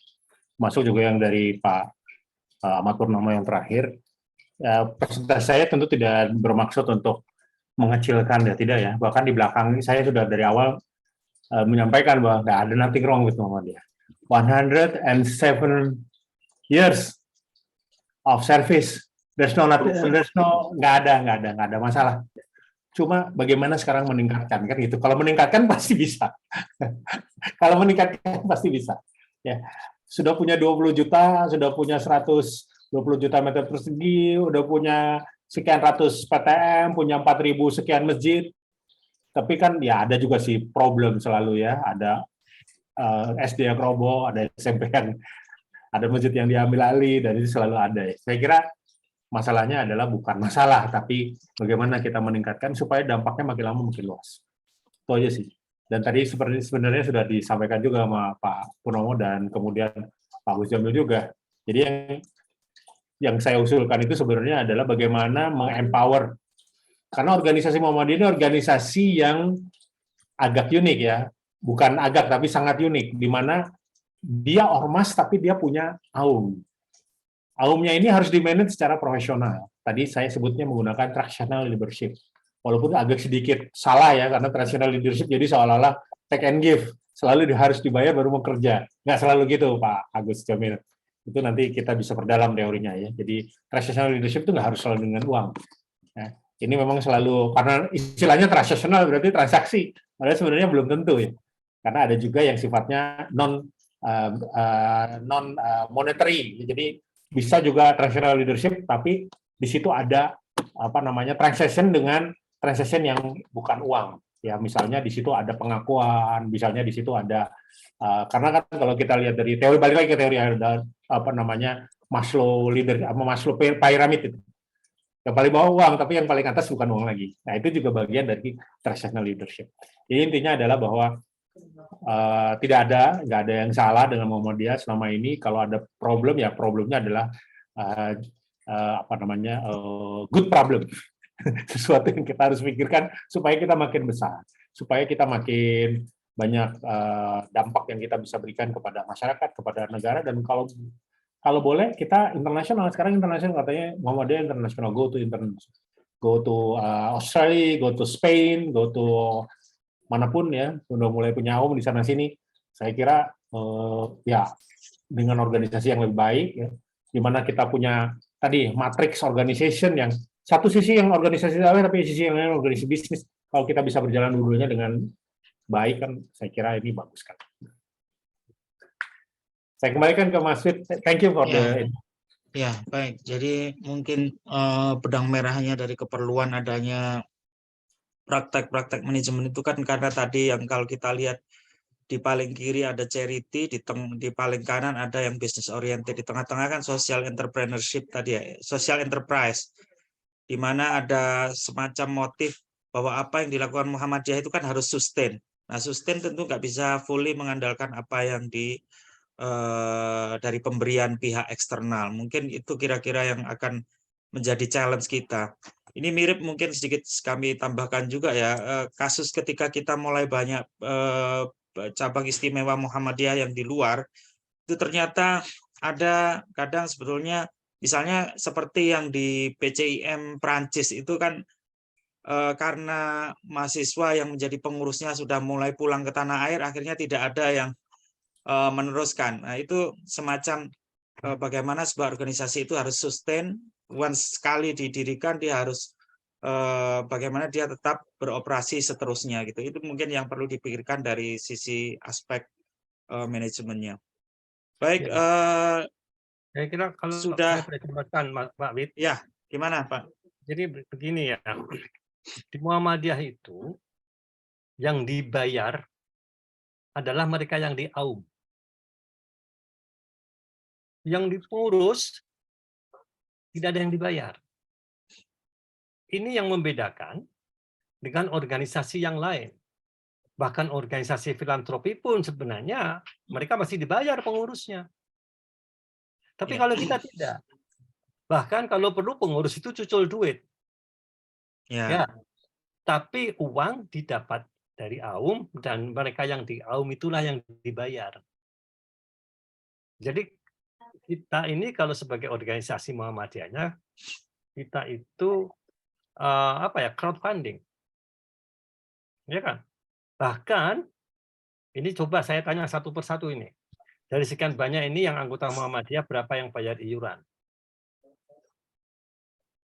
Nah ini kan padahal aturannya ada iuran itu sekian persen untuk ranting, sekian persen untuk dan seterusnya sampai ke atas sampai ke pimpinan pusat, tapi itu tidak jalan lancar. Nah inilah betul mau dikatakan COO boleh, mau dikatakan di antara 13 itu harus ada seorang manajer boleh, tapi ini harus diperbaiki. Apalagi sudah sampai internasional, apalagi sudah punya sekian juta hektar tanah dan seterusnya. Gitu ya? Ya. Saya kira itu. Oke, baik. Terima kasih. Kita lanjut mungkin ya, sebelum ini sudah 9:30, ada pertanyaan dari kolom chat nih. Yang pertama dari Pak Ahmad Sarmadi ya. Assalamualaikum warahmatullahi wabarakatuh. Amal usaha Muhammadiyah memiliki peranan dan fungsi leader of supply tidak? Ini mungkin langsung aja dijawab nih. Atau saya tidak paham dengan istilah leader of supply. Perlu diklarifikasi mungkin Pak Ahmad, Pak Insinyur Ahmad Sarmadi, silakan Pak. Supplier leader maksudnya atau mana? Leader of supply, fungsi leader of supply. Menyediakan calon leader gitu maksudnya bagaimana? Monggo Pak Ahmad Sarmadi, masih ada atau udah nggak ada ini beliau? Nggak ada, mungkin dia sempat itu. Oke. Pak Sarmadi ini mahasiswa ya? Iya. Oke. Oh ya silakan. Assalamualaikum warahmatullahi wabarakatuh. Ya, saya mahasiswa dari ITB Ahmad Dahlan Jakarta. Mohon maaf untuk kameranya di off karena sinyalnya agak lower. Ya, silakan Pak. Terima kasih untuk terkait Om di sini. Mungkin saya melihat sebagai aset dari keorganisasian. Di sini menanyakan apakah dari aset ini memiliki peranan atau dapat difungsikan sebagai leader. Jadi dalam artinya sumber pendayagunaan atau pengelolaan dari pimpinan pusat ataupun dari cabang kepada AUM ranting mungkin ini bisa diberdayakan menjadi lebih besar, atau apa aja sumber daya yang dapat difungsikan dengan peranan yang berasal dari pusat. Oke, baik. Itu pertanyaannya, Pak. Iya. Ya, terima kasih. Terima kasih. Silakan Pak Oka. Assalamualaikum warahmatullahi wabarakatuh. Waalaikumsalam warahmatullahi wabarakatuh. Ya, AUM ini kan intinya, ini juga ada pertanyaan mengenai pengkaderan ya. Pengkaderan dalam bahasa manajemen kan succession, suksesi. Bagaimana kita menyiapkan pimpinan, ya calon-calon pimpinan atau calon-calon manajer atau calon-calon pengurus ya dalam satu organisasi. Di perusahaan juga ada yang namanya succession. Kalau dalam organisasi biasanya succession dari bawah ke atas. Kenapa? Karena tadi ada ideologi, ada kitah, ada elan perjuangan. Kalau dalam corporate itu biasanya disebut sebagai culture. Cuma kalau di organisasi, ketika membentuk culture itu tidak seperti di perusahaan. Karena culture di organisasi itu lebih rigid daripada di perusahaan. Perusahaan itu culture-nya lebih fleksibel, mudah diubah-ubah, disesuaikan, dan seterusnya. Karena memang perusahaan itu intinya adalah mencari duit, kan, mencari keuntungan. Jadi dia lebih fleksibel by nature. Sedangkan organisasi, karena dia tidak didesain untuk mencari keuntungan, maka culture-nya lebih rigid. Ya, culture-nya lebih rigid, itu kita harus akui. Maka succession itu tidak bisa di tengah-tengah. Tiba-tiba orang dari luar kita rekrut, mantan ketua NU jadi ketua Muhammadiyah, katakan begitu. Nggak mungkin. Nah, harus dari bawah. Ya, jadi memang ya namanya succession ya tentu dari mana aja ya, mau dari AUM, mau dari Portom, mau dari manapun. Yang penting adalah dari bawah melalui tahap-tahap kekaderan yang sudah ada di Muhammadiyah.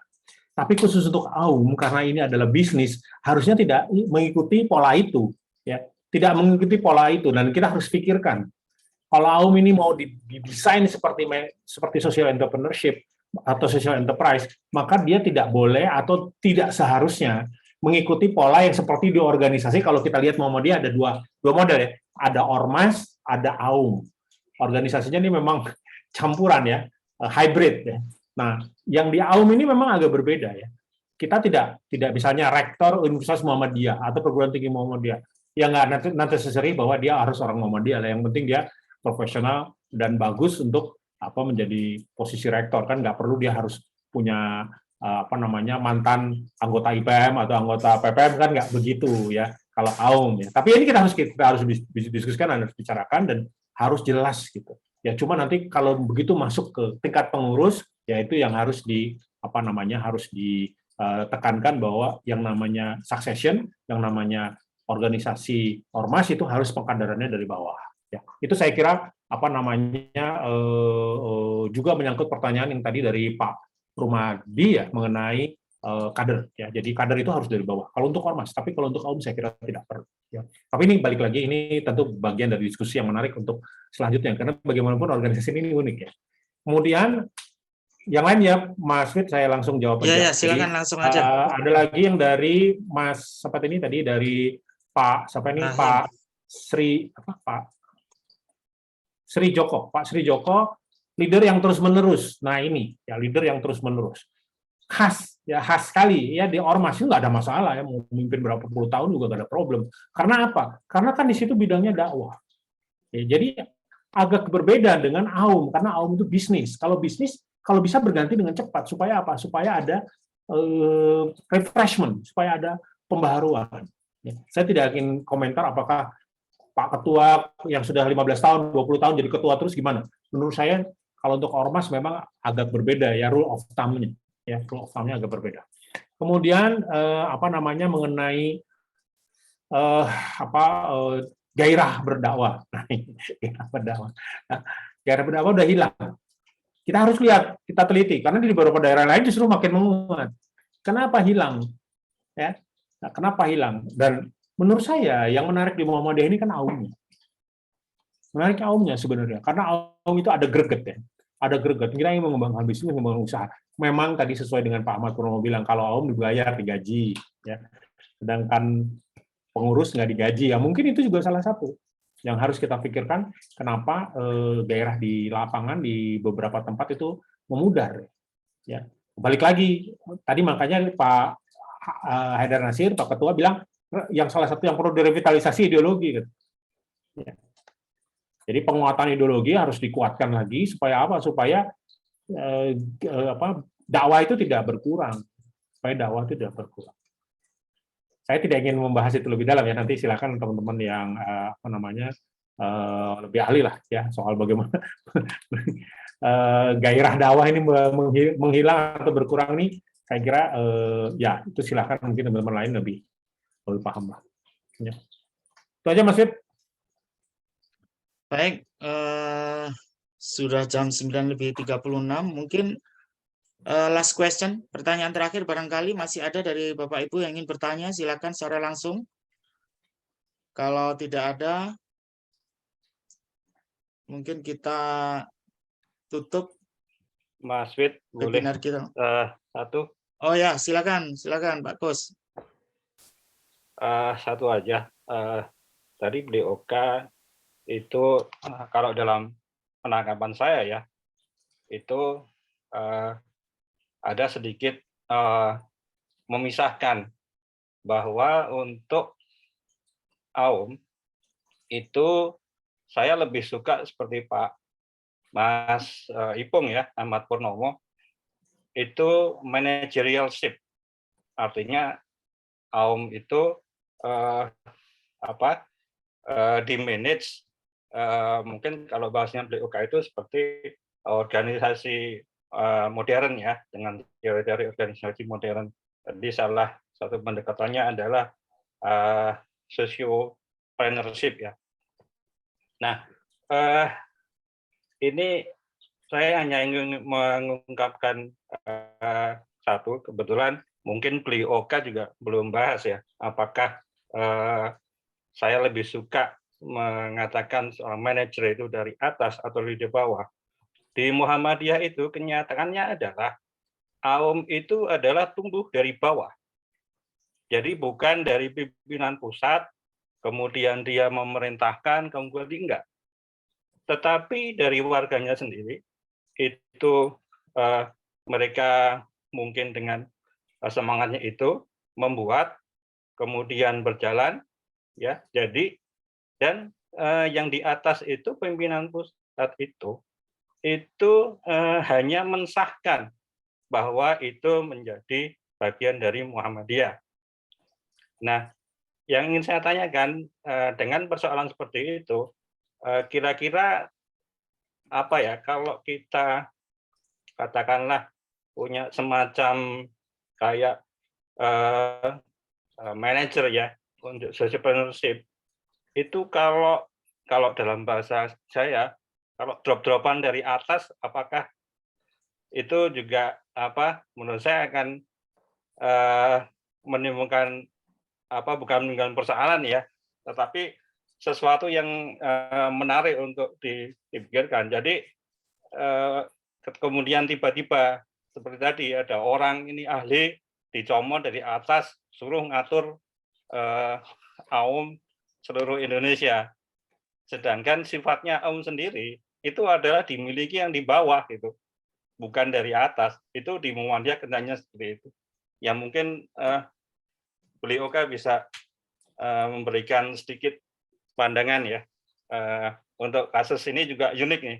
Kalau perusahaan biasanya kan dari atas, kalau Muhammadiyah itu enggak. Itu dari bawah semua. Pimpinan pusat itu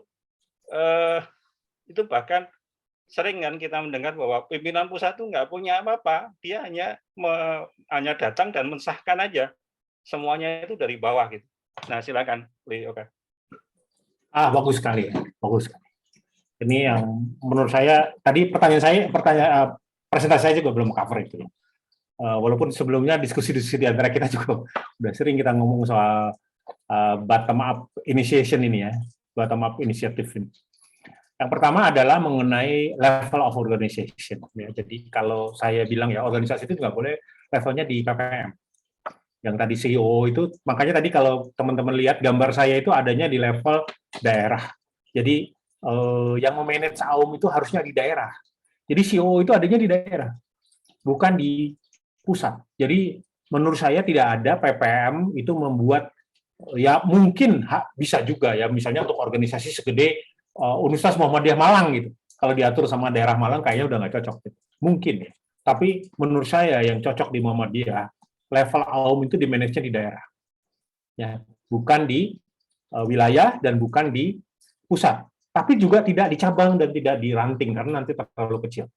Jadi yang pas itu menurut saya, ini my gut feeling aja ya, belum ada penelitian apa-apa. Tetapi saya amati dari literatur yang ada dan saya browse banyak ya, saya banyak baca. Ya, itu apa namanya, memang rata-rata AUM itu yang bagus itu adanya di level daerah. Karena cukup sizable untuk di manage ya. Kemudian orang daerah itu biasanya adanya di tingkat 2 ya. Itu biasanya juga cukup punya knowledge yang memadai untuk mengerti mengenai prinsip-prinsip manajemen modern. Ya. Bukan saya merendahkan ranting ya, ranting Sudirman juga canggih-canggih orangnya, tapi menurut saya lebih cocoknya di daerah tingkat 2.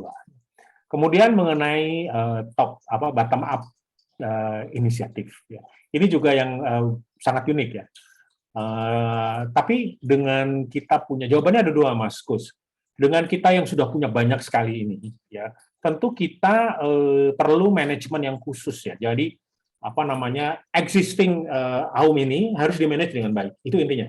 Ya, terlepas daripada nanti ada penambahan lagi dari bawah. Tapi yang sudah ada ini harus di-manage, standarisasi dan ditingkatkan, di-empower.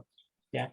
Nah, mengenai yang bottom up, nah ini menarik. Yang bottom up ini kita bisa mungkin meminjam manajemen franchise. Karena pada dasarnya AUM-AUM ini didirikan atas dasar prinsip franchise. Ya, mereka menggunakan nama Muhammadiyah, kemudian berusaha atas nama Muhammadiyah, bahkan ketika mengumpulkan crowdfunding juga menggunakan nama Muhammadiyah. Nah, tentu tidak sembarangan juga mereka mengambil nama itu, menggunakan nama itu, harus ada standarnya. Harus ada prinsip-prinsip dasarnya. Ya, yang ini tentu bisa dibuat standarnya. Bukan standar bagaimana mendirikan AUM, bukan bagaimana standar AUM, jenis AUM yang bisa didirikan, tetapi setidak-tidaknya daerah itu bisa memanage. Inisiatif-inisiatif ini bisa dimanage sehingga kalau ada inisiatif baru, setidaknya sesuai dengan standar-standar Muhammadiyah. Ya, bagaimana menciptakan standar? Ya ini memang perlu waktu, ya. Karena ada di level daerah, ada sekian ratus daerah, ada sekian ribu daerah, tentu membuat standar seluruh daerah sama butuh waktu. Tapi ini setidak-tidaknya kita bisa lakukan, ya. Biasanya di Muhammadiyah ini kan saling contoh ya. Kalau ada daerah yang berhasil, ada ada studi banding di sana, datang melihat, kemudian nanti diterapkan di daerah-daerah. Saya kira ini nanti proses induksinya akan jauh lebih cepat, proses introduction-nya akan cepat. Ya. Jadi di level daerah ini kita buat organisasi-organisasi yang baik. Ya. Tadi ya, organisasinya jangan terlalu AUM ada di bawah tadi kan saya kasih gambarannya. AUM ada di bawah majelis pendidikan punya sekolah, majelis ini punya AUM, punya majelis ini punya AUM, majelis satu dengan yang lainnya AUM-nya nggak ngobrol. Daerahnya nanti di daerah lain punya begitu lagi. Kemudian bagaimana mereka ini saling bersinergi, bahkan di satu daerah pun sinerginya nggak terjadi. Karena pimpinannya AUM itu menginduknya bukan ke mana, dia lebih menginduk kepada majelis ini. Ya, itu yang saya baca dan saya lihat di beberapa literatur penelitian skripsi maupun tesis, biasanya problemnya Muhammadiyah itu ada di situ. Ya, biasanya. Thank you. Baik, terima kasih Pak Oka. Dengan Bapak Ibu sekalian, jamaah pengajian Ranting Istimewa Muhammadiyah Sudirman, dengan berakhirnya jawaban dari Pak Oka tadi, maka berakhir sudah acara kita pada malam hari ini. Mungkin sebagai closing statement dari Pak Agus atau Pak Ipung, 1 atau 2 menit gitu Pak. Kok saya, tapi nggak apa-apa. Monggo Pak Ibu. Saya mau cerita Dua-duanya, sedikit. monggo. Cerita sedikit. Ya. Muktamar Muhammadiyah tahun 90 di Yogyakarta. Pak Lukman Harun, tokoh Muhammadiyah. Dalam beberapa waktu menjelang muktamar, dia mengusulkan agar pengurus Muhammadiyah, pimpinan pusat itu digaji. Apa yang terjadi? Di dalam tanwir, di Jogja menjelang muktamar, biasa kan kalau kita muktamar tanwir dulu, nama beliau masuk ke 39 pun tidak. Tokoh sekelas Lukman Harun menyarankan agar pengurus Muhammadiyah digaji. Seketika itu juga kemudian saringan pertama di dalam tanwir masuk ke dalam daftar 39 pun tidak.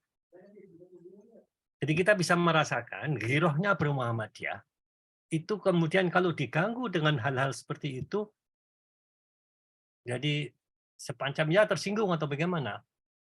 Saya masih ingat Pak Alam Shah, Menteri Seknek waktu itu, sampai menelpon ke ayah saya, minta agar Pak Lukman Harun bisa masuk ke 39. Ayah saya bilang, tidak bisa Pak Menteri, karena ini mekanismenya sudah pleno, sudah miliknya masyarakat. Masyarakat Muhammadiyah waktu itu maksudnya utusan-utusan. Jadi nggak bisa apa-apa.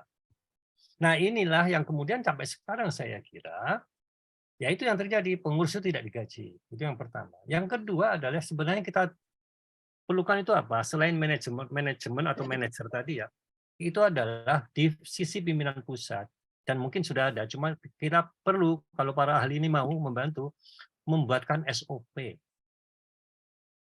Kita tengok lagi SOP-nya, kalau memberikan AUM itu seperti apa, kalau milih pimpinan AUM itu seperti apa, itu para ahli bisa membuatkan. Ya, sehingga sampai ke ranting, kan banyak toh, ranting punya TK, ranting punya PAUD, bahkan ranting punya SD pun saya kira ada juga.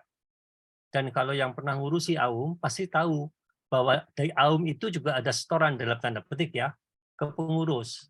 Bukan pengurus, sorry, ke Muhammadiyah yang menaunginya. Itu ada yang harus disampaikan. Nah inilah, kalau mau bantu, coba bantu ke sana. Dan itu nanti yang memutuskan pimpinan pusat, SOP, yang kalau sudah ada diperbaiki, kalau nggak ada, ya dibuatkan. Begitu saya kira. Terima kasih. Oke, noted. Terima kasih Pak. Pak Agus. Baik, terima Silakan. kasih Mas Wid. Muhammadiyah 110 tahun umurnya sudah, dan sudah sebesar ini. Jadi saya kira tidak ada pertanyaan tentang bagaimana sistem organisasi ini dijalankan. Bahkan barangkali rumus-rumus yang sudah ada di luar sana tentang entrepreneurship, tentang sociopreneurship, social enterprise, tentang filantropi, itu justru harus belajar dari Muhammadiyah. Jadi jangan malu-malu, karena tadi ada satu hal yang sangat unik. Ya, tadi Pak Ipung menunjukkan tentang keikhlasan itu. Ketika satu orang yang menyebutkan harus dibayar, misalnya begitu, maka langsung itu tidak mendapatkan suara. Jadi ini menunjukkan satu bukan hanya corporate cultures, tapi organizational culture di Muhammadiyah itu, yang juga kita lihat dari bagaimana Kiai Haji Ahmad Dahlan dulu ikhlas membangun ini. Ya, nah bentuk ini yang mungkin harus sangat diperhatikan, bahwa tidak bisa melakukan usulan yang terlalu revolusioner, tetapi juga masih tetap adaptif terhadap perkembangan organisasi sendiri yang sudah semakin besar, gitu ya. Memang harus diurus dengan bagus. 20 juta meter persegi tanah itu nggak main-main, gitu ya. Hektar, bukan meter persegi. Hektar ya? Hektar. 20 juta hektar, luar biasa. Hah? Meter persegi. Meter persegi, 20 juta meter persegi, Pak. Saya pikir hektar, oke.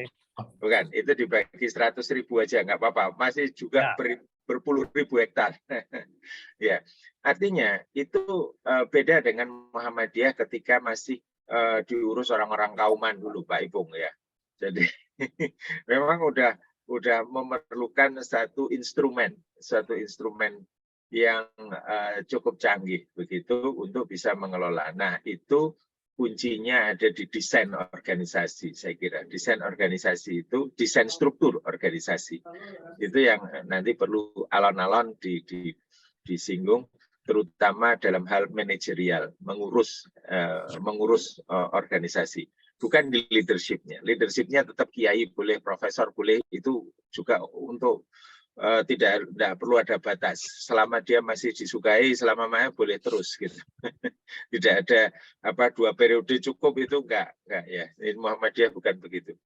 Tetapi mengelola aset real, nah itu perlu profesionalisme karena berhubungan dengan pihak ketiga, baik itu customer, para orang tua murid, pasien ataupun klien dari dokter, bank dan lain sebagainya. Begitu penutup dari saya, Mas Wid. Terima kasih sekali lagi sebagai pengurus Prim Sudirman, mengucapkan terima kasih yang sebesar-besarnya pada Pak Dr. Gusti Oka Widana dan moderator Pak Widya Nahar, serta ini penasihat kami Pak Ahmad Purnomo Jarnawi yang sudah memberikan banyak masukan. Dan terakhir pada semua para hadirin dari seluruh Indonesia, sangat kami hargai. Mudah-mudahan bisa kita lanjutkan dengan diskusi yang lebih bermutu lagi pada masa-masa yang akan datang dan bermanfaat, berfaedah. Terima kasih. Assalamualaikum warahmatullahi wabarakatuh. Baik, terima kasih atas closing statement-nya Pak Ahmad Purnomo selaku penasehat PRIM Ranting Istimewa Muhammadiyah Sudirman, Pak Agus selalu ketua, dan juga terima kasih sekali lagi kepada narasumber kita yang luar biasa, Pak Oka Widana. Dan dengan demikian maka berakhir semua. Ya. Yang diberikan daging semua tadi. Baik. Dan juga tentu tidak lupa seluruh jamaah hadirin Bapak Ibu yang telah meluangkan waktu untuk mengikuti diskusi kita yang luar biasa pada malam hari ini. Dan memang di usia lebih dari 100 tahun Muhammadiyah telah teruji ya apa yang menjadi best practice dan telah teruji di dalam pengalaman memanage kepemimpinan organisasi dan dinamikanya. Dan pada saat yang sama tadi disampaikan juga bahwa memang selalu terbuka peluang kita untuk mengadopsi atau beradaptasi dengan praktek-praktek yang bisa meningkatkan kinerja kita sebagai sebuah organisasi keislaman modern. Baik, Bapak Ibu sekalian, dengan demikian berakhir sudah acara kita pada malam hari ini. Sekali lagi kami selaku pembawa acara mohon maaf apabila ada hal yang kurang berkenan selama membawakan acara. Marilah kita tutup pengajian dan webinar kita pada malam hari ini dengan membaca hamdalah bersama-sama. Alhamdulillahirabbil alamin. Dan doa penutup majelis, subhanakallahumma wa bihamdika asyhadu an la ilaha illa anta astaghfiruka wa atubu ilaik. Sekali lagi kurang lebihnya mohon maaf. Billahi taufik wal hidayah. Assalamualaikum warahmatullahi wabarakatuh. Waalaikumsalam warahmatullahi wabarakatuh. Terima kasih semua. Selamat Assalamualaikum. istirahat. Sampai ketemu lagi. Terima kasih semuanya. Terima kasih Mas Wid. Terima kasih Terima Mas kasih Ipung. Pak Agus. Pak Yes. Ipung. Waalaikumsalam. Bapak-bapak semua.